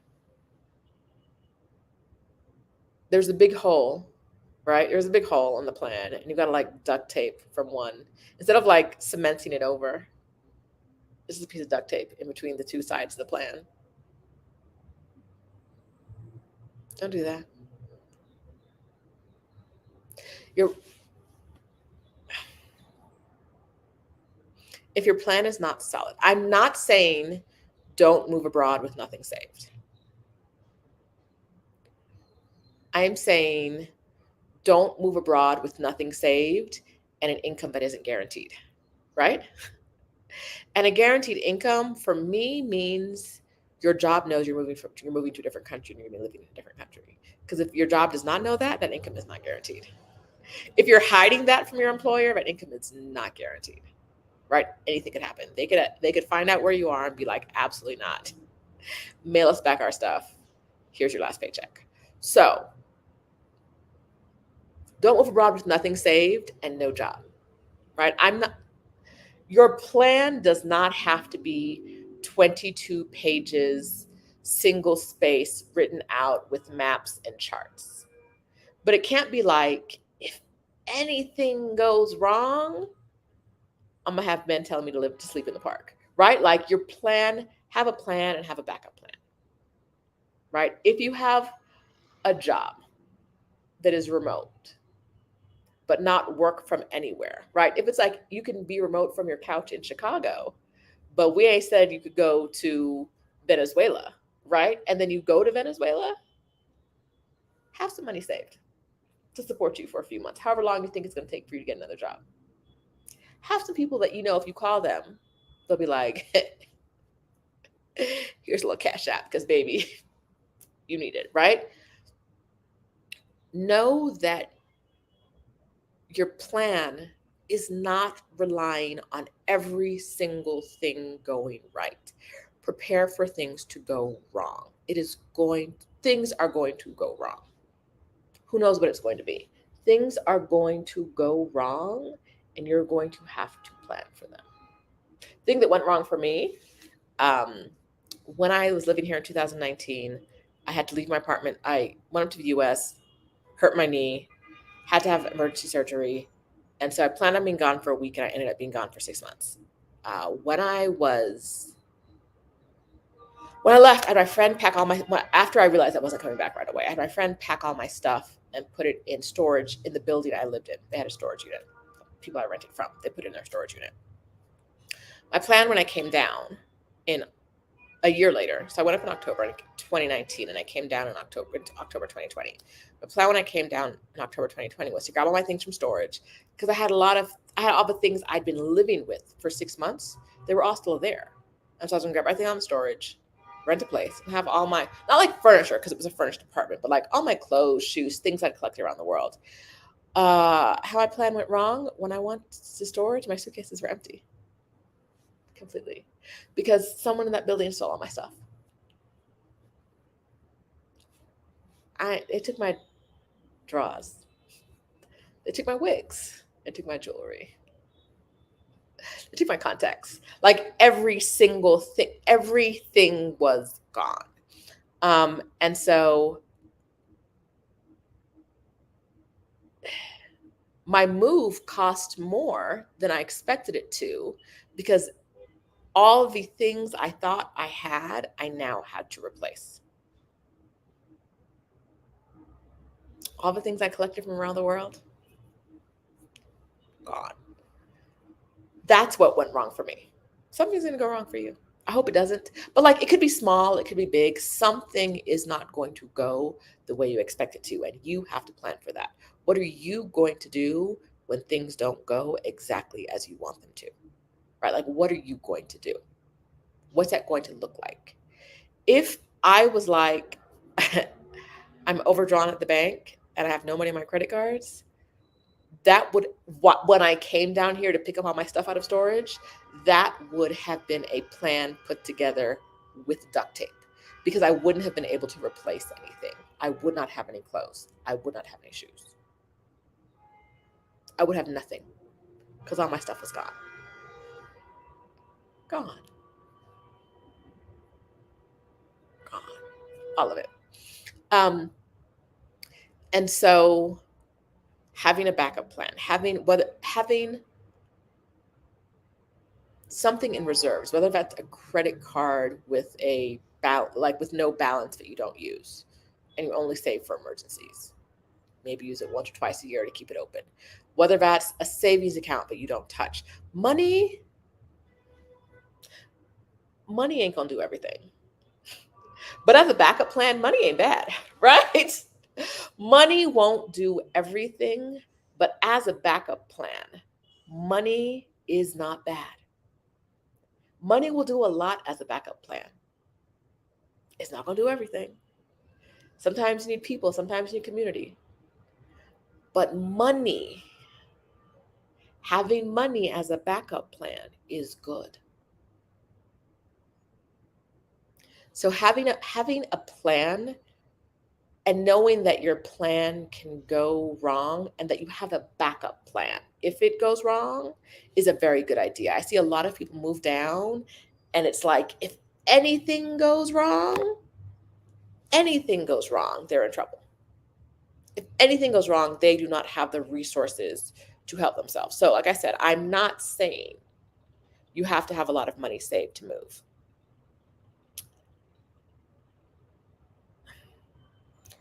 I think telling people who aren't living your life and you're not living their life. I think a lot of times I see people telling people they're not ready to move. And it's kind of like, who are you to tell someone else that, right? Who are you to tell someone else that their plan isn't going to work? So that's not what I'm saying. I'm not saying your plan isn't going to work. I'm saying that something's going to go wrong. And your plan may be able to adjust, you may be able to pivot real quick and be fine. But have a backup plan. Have a backup plan. You don't need to have thousands of dollars saved. But if you don't, have some guaranteed income, right? Please. If you have no money saved and no job, what is going to happen when it's more expensive than you think, right? Suppose you have money for the first month and that's it. And you're like, I'll get a job when I get down there. Minimum wage in Mexico is $8 a day. And I constantly hear people asking how they can get a job on the ground here. And I'm like, are you going to work for $8 a day? Because I don't think you are. Are you going to work for $8 a day? I do not think you are. And so the idea that I'm just going to move to another country and get a job when I get there is a plan that is not that robust. And if that's your plan, you should have a few months of like money in reserve. Because when I say $8 a day, I'm talking about like 12-hour days. I was in India once. I was at a restaurant at my hotel and we had dinner and there was a waiter. We got to breakfast and the same waiter was there. And we were like, what time do you work? And he was confused. I was like, no, what time are you on and off? And he was like, I was like, what time do you start? And he was like, when they tell me to. He was like, why are you asking? It was pretty much like, why are you asking me dumb questions? He's like, I start whenever they tell, like, there's no shift.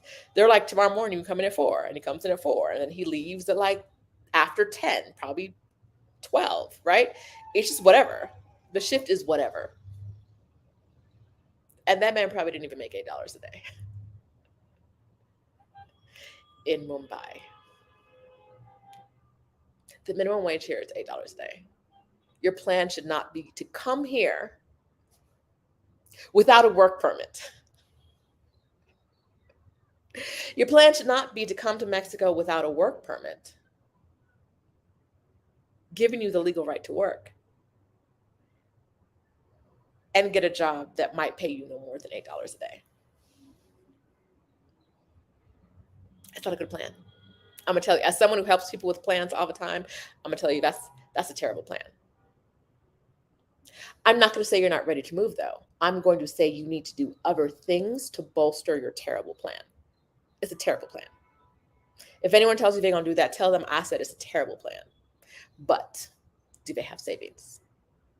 Do they have people they can call who will not make them work to hand them cash, right?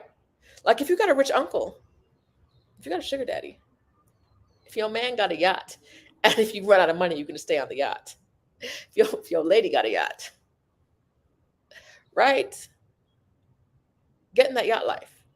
But if you're going to have to beg people you know or strangers on the internet for resources, if you cannot come down without a work permit and get a job that pays $8? Because even if you get a job, it may not pay your expenses for a month.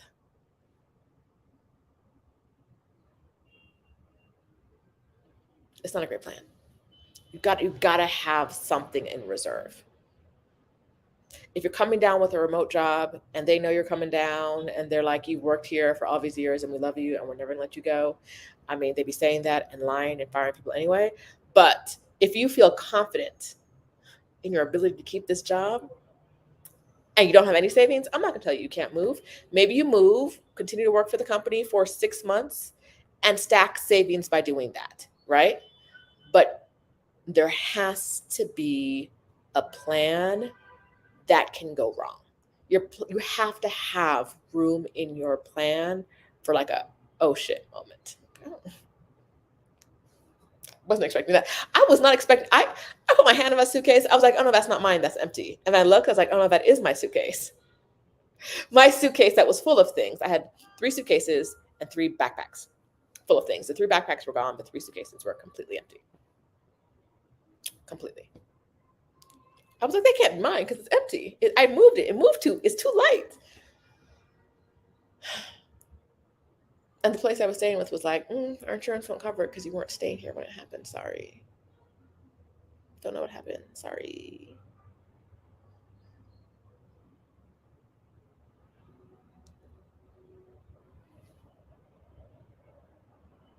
I was like, I guess I need to go to Old Navy and buy some clothes because I only brought like a couple of things down with me. I need to go. Let's go to the mall. I was like, I think I cried. I cried on the internet. I was on Instagram crying. I don't do that because I am emotionless.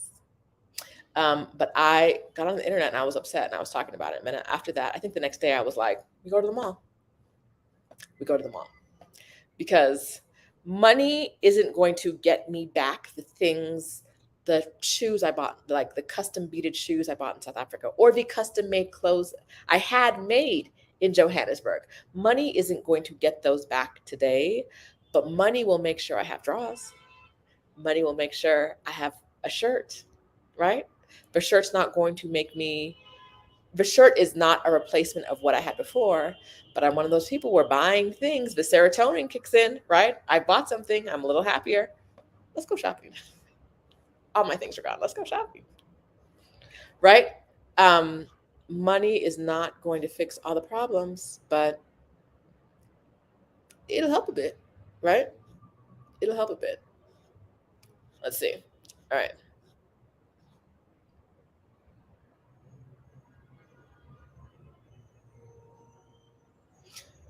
DL says they visited Cartagena, Colombia twice, 2019, 22, 2022. People ask why go there. Isn't it dangerous? People think any place outside of the US is dangerous.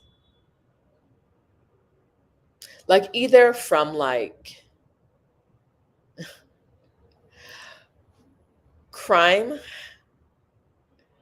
from the brown people, from the darker skinned people, or and as black people, racism from the lighter skinned people, right? Like that is how, that a lot of us in our community are set up to think that way. Like those other brown people live in unsafe communities, and those white people are going to terrorize us. America does that to us. America. Woo! Mm-mm.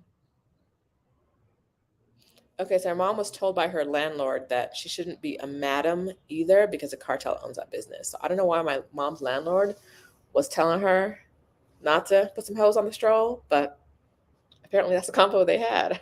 I just, I'd like to know how they got there, but I feel like I'm gonna call her after and find out. If you mind your business in Mexico, you'll be fine. Every once in a while, something happens. Random things happen. I feel like a random thing is less likely to happen to me here than when I lived in the US. Anyway,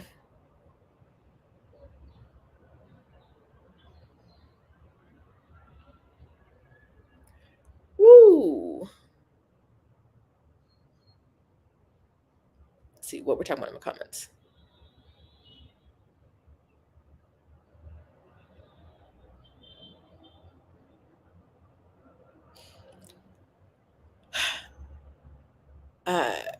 Isan One Ben, hi, just signed on. My biggest concern regarding Mexico is the loss of hope to find a partner during my retirement. Stephanie said this is a place where every man is coupled already. Are you single in America? How has dating been in America? My dating life is no different here than it was in America. Non-existent, non-existent. But that's partly me, partly people. Um, I know plenty of people who are coupled here. Plenty of people. What you're doing in America, your dating life abroad is probably, if you treat it the same, if you put in the same amount of effort, not going to be different than your dating life in America. I put in no effort in America. I put in no effort here. And so I'm not dating. None. Right? Um, but I wouldn't let the idea of being coupled or uncoupled keep me from being in a place that makes me feel good. If I want to be single, let me be single in Mexico City. Let me be single eating these tacos, right? Let me be single drinking this margarita. I don't want to be single in America, right? Like if I'm going to be single either place, single me where I want to be, not where I don't want to be. That's me. All right. Let's see. Lots of people whose jobs said no to working abroad. And you don't want to be abroad when you find out that you can't work abroad. That's not right. It's not good.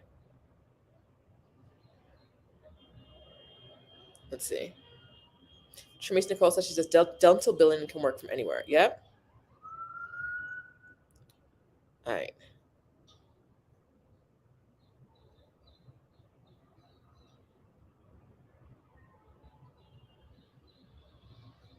Y'all have been in the comments. Listen, I saw a woman, Celeste says, run up on a cheek if you see your wig in the streets. I saw a woman running down the street one of the days that Reform Avenue was closed and people use it to run and walk. It was actually Day of the Dead parade. We were there earlier waiting, and it was Sunday, so they had the street blocked off for runners and walkers. And then when they were done, the parade came through a couple hours later. I saw a woman running in my sweatshirt. It was an Adidas sweatshirt that I bought in Buenos Aires, my first time there, and I'd never seen it anywhere before on anyone else. I saw a woman running down the street in it, and I almost jumped over the fence to go get her. And I was like, it is a sweatshirt made by Adidas. They did not just make one. I was like, that lady is wearing my sweatshirt. She got it. And I was like, wait. Before you jump on her back, Adidas did not only make one. That's the only thing I've ever seen here. That one thing. And even if they only made one, I'm guessing my stuff was sold.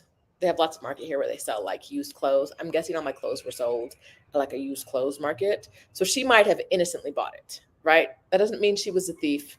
I can't just run up on her and take it. Now, if I see someone wearing my name in Arabic as a necklace, they're getting ganked. I'm going to snatch it off like a T.I. stole Nunu's necklace, right? I'm just going to snatch that chain. But it's probably unlikely to happen. I'm sure that was melted down and to go up a long time ago. Woo! Okay.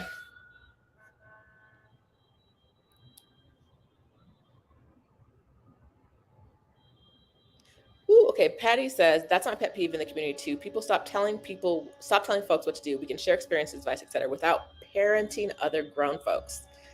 Stop parenting other grown folks. People can make choices that are different from the way you would make them. It doesn't make it wrong. It also means you don't have to help them, right?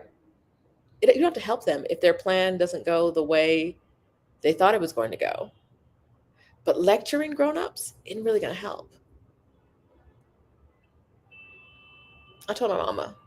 I told her she didn't listen to me. I told her, like, I lectured because that's my mama, right? So I lectured. But when I saw that she was no longer listening to me, I was like, okay, if it goes wrong, don't come to me. Like if you hit me up and you want to talk about something and I give you advice and you're like, oh, I plan on ignoring all of your advice, that's cool. But if shit goes wrong, keep that away from me. Keep it away from me. I told you. I told you it sounds like a terrible idea. A terrible idea. And if you want to move ahead with your terrible idea, keep that far away from me.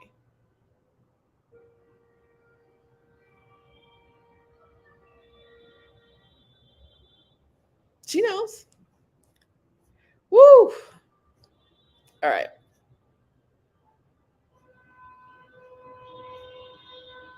Let me see.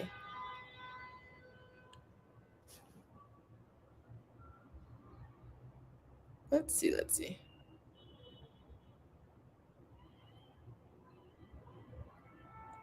Y'all are talking. One of the things I want to talk about is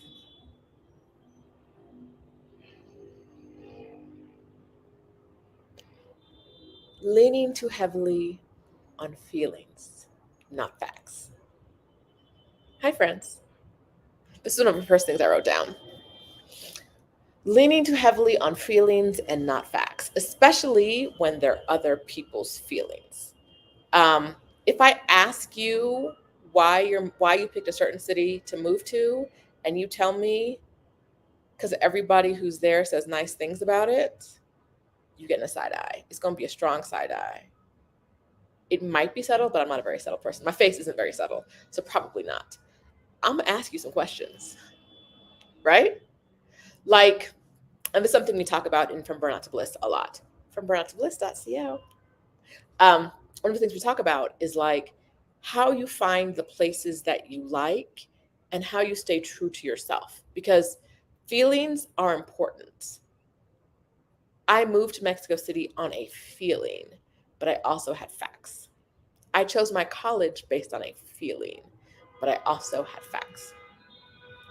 I went looking at colleges up and down California. My mom was like, oh no, you staying in California for this in-state tuition, baby. He was like, you're not going nowhere else. So I'm staying in California, going to a public school, went and checked out a bunch of them. The minute I stepped foot on Berkeley's campus, I hadn't made it all the way to Sathergate. I hadn't made it all the way into campus. I walked in front of Sproul. If y'all know what I'm talking about, I walked in front of Sproul. But by the time I hit the gate, I was like, this is it. I hadn't seen 1/20th of the campus yet. I stepped on campus. I felt the energy. I said, this is it. This is it. I'm going here. I'm going here. Done.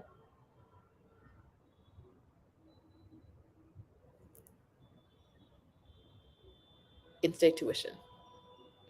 Far enough from home, but not too far. Reasonable drive, right? There are a lot of things that I was looking for that I knew it crossed the boxes off for before I even went there to visit it, right? It was within the parameters of what I was looking. When I decided to move to Mexico City, I had already been here 3 or 4 times. And so at the time I was like, I should move here. I knew the city. It wasn't like I joined a Facebook group and people were saying really nice things about Mexico City. So I was like, I'm going to come. No shade to that because you have to get your idea from somewhere, right? Where we're like, America isn't the kind of place where it's like, look at all these awesome places other people live, right? You have to find that information on your own. But you also need to rely on facts and not just feelings, especially when those feelings are not your own. Those feelings are other people's feelings. You need to be able to say, these are the things I'm looking for. The city has these things. These are the things I don't want. The city does not have these things.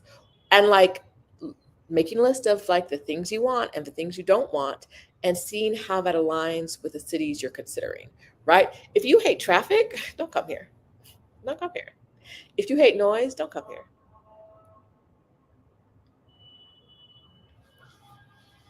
I woke up at 3:30 this morning. There was a party. I don't exactly know. The party's in my building, but I can't identify where it is. At 3:30, it's a drunken sing-along. The music is blasting.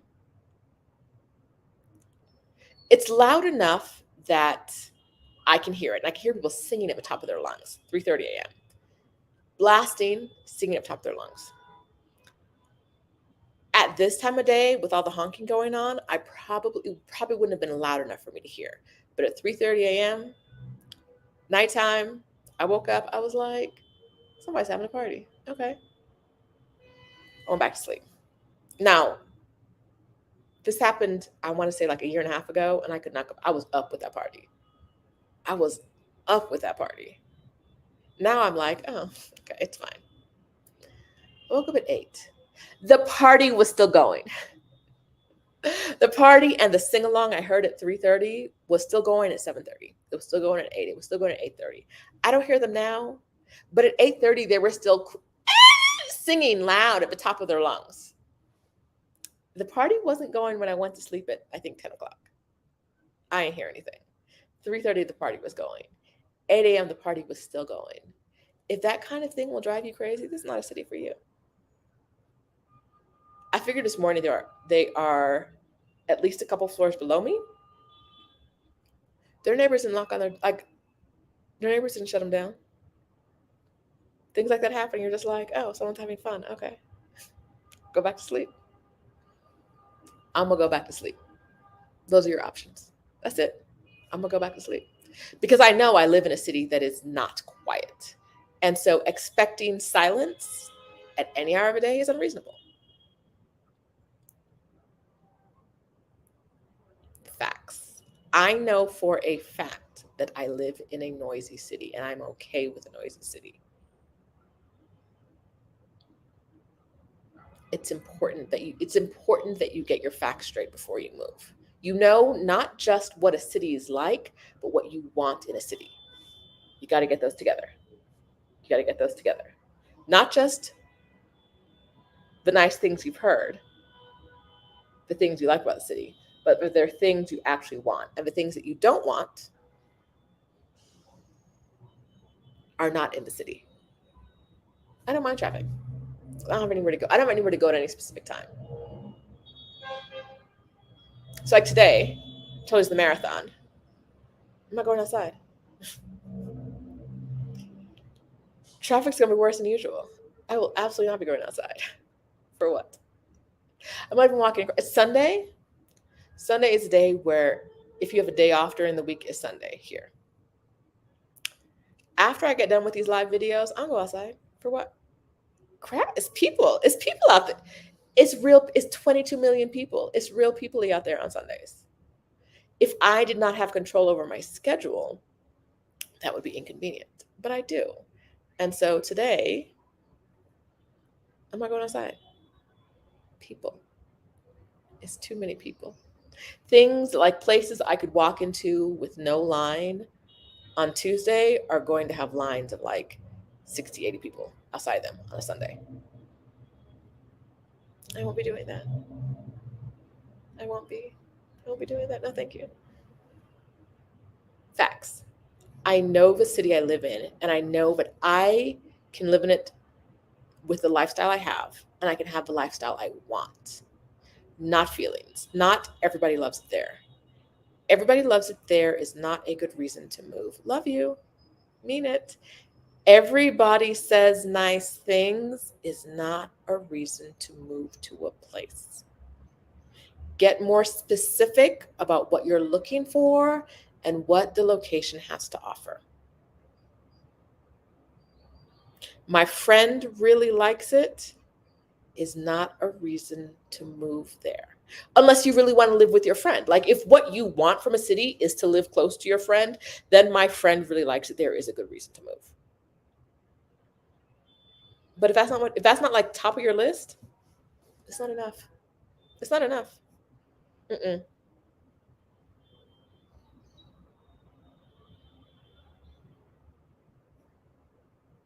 Mm-mm.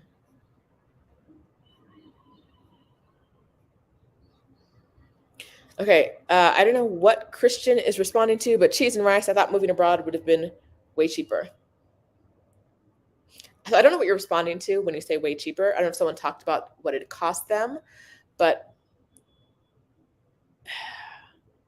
there is a common refrain in a lot of our communities that the reason people move abroad is because it's a lot cheaper or it costs them a lot less to live. And that can be true, but it's not always true, right? It depends on what you were paying before and what you're paying now, the lifestyle you have, the lifestyle creep that you allow to come in.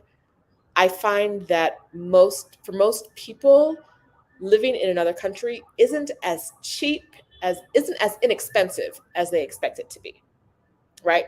Not that the number isn't lower than it might have been where you're living now, but it's not as inexpensive as most people think it's going to be when they start this journey.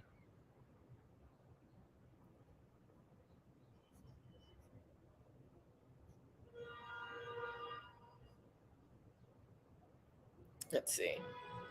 And not even mama's exempt. I told her, don't get on my phone if it don't work out, girl.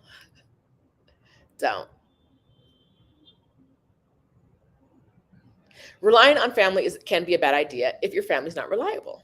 Some people have family who's like, I remember who I was talking to the other day, and she was like, my dad has never told me no for anything, ever. If I say, could you put $30,000 in the bank? He would be like, cool, done. Even if he didn't have, like, even if he had to scrape to get it together, he would do that, right? And if that's the family you have, I don't think relying on family is a bad idea. Not for everything. Like having family as a backup plan isn't a bad idea. Now, if you have family who's like, girl, you know I ain't got no money, right? Even when they do, then yes, that is a bad idea. But if you have people who are like, no matter what you need, I got you,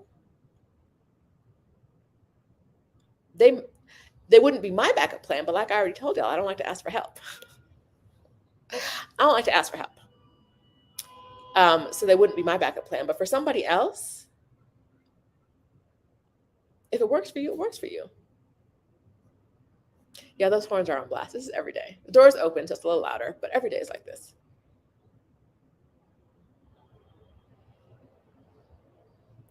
Let's see.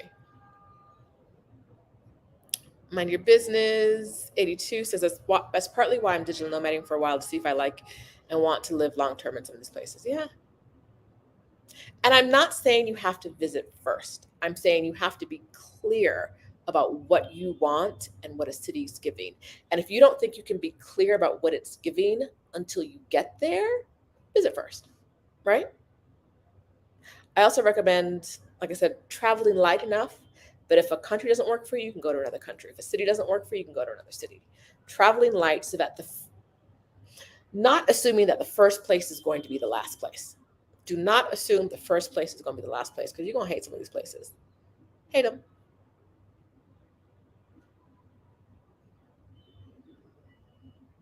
Mm, mm, mm, mm. Let's see. So he says when she visited Mexico City, it sounded like a Super Bowl halftime show every night through the middle of the night. I live in a quieter neighborhood. At night, I do not hear noise. So when I hear a party, I'm like, oh. Like I said, there have been like 2 or 3 parties in the 2 years I've been here, but I've been like, we got up in the middle of the night. Now there may have been others going on that I don't hear because I'm asleep, but nothing that like was so loud it woke me up. I live in a quiet part of town. You hear what's going on outside. If you don't like noise, it's not it. Let's see. Did you ever think about going downstairs and joining the party? I didn't figure out where the party was until 8 a.m. So no, I figured they'd be wrapping up soon. If you've been partying since at least 3:30 and it's 8 a.m. and you're still partying, I'm not introducing nothing new to that party. I was like, no, I'm not. No, no, no. For Greta, the quality of healthcare, public transportation, and cosmopolitan cities are huge for her. Let's see. Patty said she had a great time in Mexico City and she'd be back to visit, not her home. It's important to find out. Like, I love it here, but that does not mean that you're going to. Facts. Figure out what you need from a city and whether what the place you're looking for is giving that. Tish joined the membership. All right, Tish. That's my dance for the day.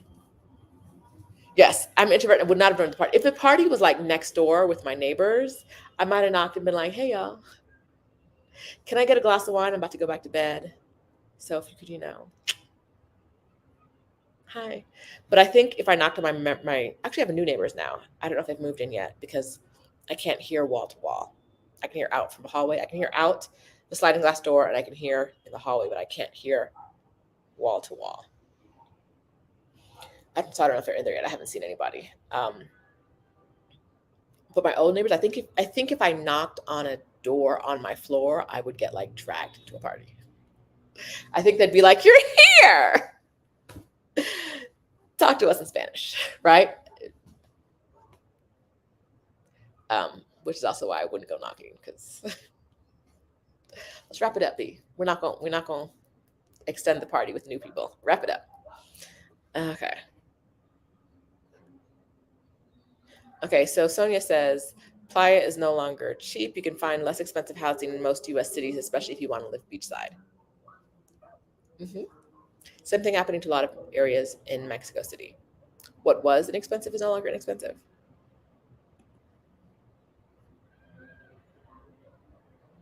Nikita asks, can you discuss being a member? Okay, so my YouTube membership is a smaller community where we do other things. That sounds vague. Hold on. So I try to go live after each week. We go live here. We extend it a little bit and talk about what we talk about in the live or something related. Last week I told the story of my terrible Air Mexico experience in the group. They also get private pre-recorded videos that I don't share here. We get some more behind the scenes stuff, some posts and some videos that are kind of behind the scenes. And it's a good way for like us to have like a smaller group interaction. There are 28,500 plus people subscribed. And so I don't share everything publicly because that's a lot of people. Some of them live in the city. I don't need everybody in my life like that. But in a smaller group, I'm more likely to share some behind the scenes stuff and to have like more in-depth conversations than I might have publicly. So that's basically what the membership does. All right. All right, let's see. No, Mika, the membership live will be after this. I think that was my list of things that we want to talk about.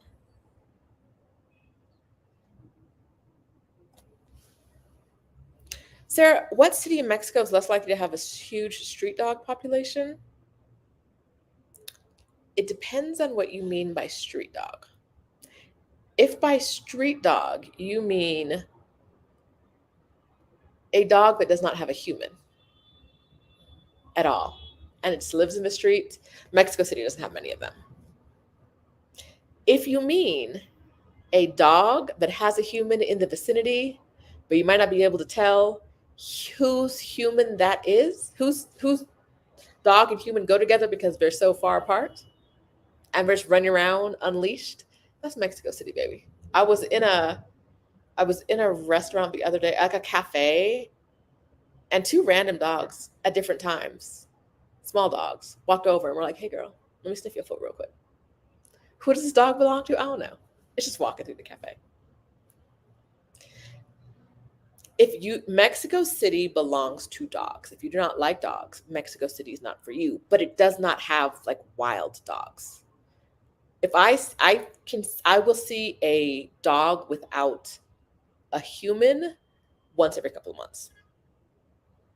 Most of the time it's just figuring out like, who does this dog belong to? So it's like, when you say street dog, what matters to you? That they're with someone? Who are they on a leash? Because we don't do leashes like that in this city. Mexico City dogs do not need to be leashed. I don't know how they train them. I don't know what they put in their food or their water, but they're like, I'm gonna run up to this block and then sit on the corner until you get here. I'm just gonna wander around. I'm gonna smell things. I'm just gonna walk off leash. And I'm not fighting any other dogs. I'm not harassing any people. I might sniff stuff, like in a restaurant. They're like sniffing around because they want food, right? But they're not like harassing you.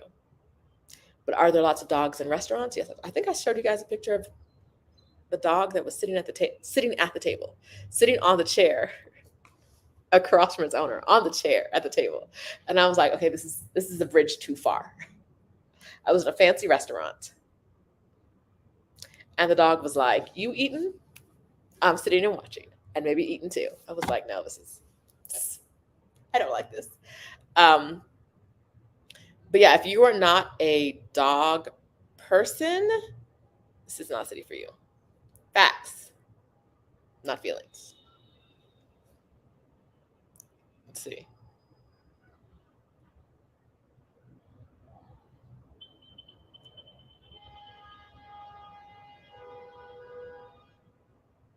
Let's see. Okay, I think that's it for us today. From burnouttobliss.co, if you want to make an error-free plan, because we're going to work on your plan, we're going to see what the gaps are, we're going to talk about it in community. We're going to get 12 modules that are like guides for creating your plan. And you're going to get community in a Facebook group who's going to help you along the way. If you have questions, there are lots of really knowledgeable women in there. I'm in there. I'm a really knowledgeable woman. And we're really going to help you get it together. If your concern is figuring out how to get the money to move abroad, come to Exodus Summit this year, exodussummit.com. We have so many things lined up for you. I'm very, very excited. Like at this point, Stephanie and I are like, we have too many topics to cover. And we got to narrow some down because we don't have a time. Like, I don't know if you guys remember this, but the first year we did Exodus Summit, we planned on having a 3-day summit, and it turned into a 7+ day summit. We are not doing that this year. We have a 3.5 day summit planned, and it's not good. The other day we were like, what if we added in more 3.5 days? And so we are trying to figure out what are the best things to teach you that you guys are going to get the most benefit from. And we're not teaching ourselves. We're getting experts in to teach you guys these things. And so if coming up with alternative ways to make money, if coming up with ways to pad your savings or to make sure you're diversifying your income when you're abroad, something you've been thinking about, something you've been worried about, exodussummit.com. Come this year. It is the only summit for Black women who want to move abroad and take career breaks. It's for you. It's for you. We do this for you. Because I'm abroad already, right? I'm already here. Stephanie is wherever she wants to be. Y'all know Stephanie is wherever in the world she wants to be. We don't do this for us. We do it for you because we know how much easier it is to do when someone's like peeling back the curtain and showing you how they did it. And so exodussummit.com, buy your ticket, buy the advance ticket. It's going to be worth it. Early bird ends September 5th, and prices might be going up. I say this all the time. Prices might be going up. September 5th. The summit is October 7th through 10th. 8th through 10th, but like a little bit on the 7th. So come through. We're looking forward to having you. Girl, that dog was on the table. I was like, I just want to eat. Why did you have to take this dog home?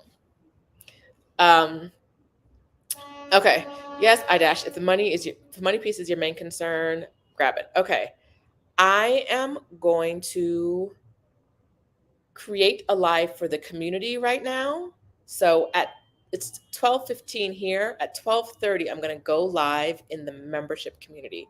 So around 12:30, you'll see a link. I'm going to create a link now. I'm going to drink some water. And then I will see my members. In your community post, there will be a link for our live, and we can talk in more details. And if you have specific questions that didn't get answered here, we'll answer them there. If you haven't joined the membership, it's not too late to get the session. Also, this week we did a work with me session. I've been doing work with me sessions publicly, but I did one for the private membership this week, and it was kind of fun. It was intimate, I will say. It was very intimate. All right, y'all. I will see you in 15 minutes if you're in the membership. If not, I'll see you next week. Bye.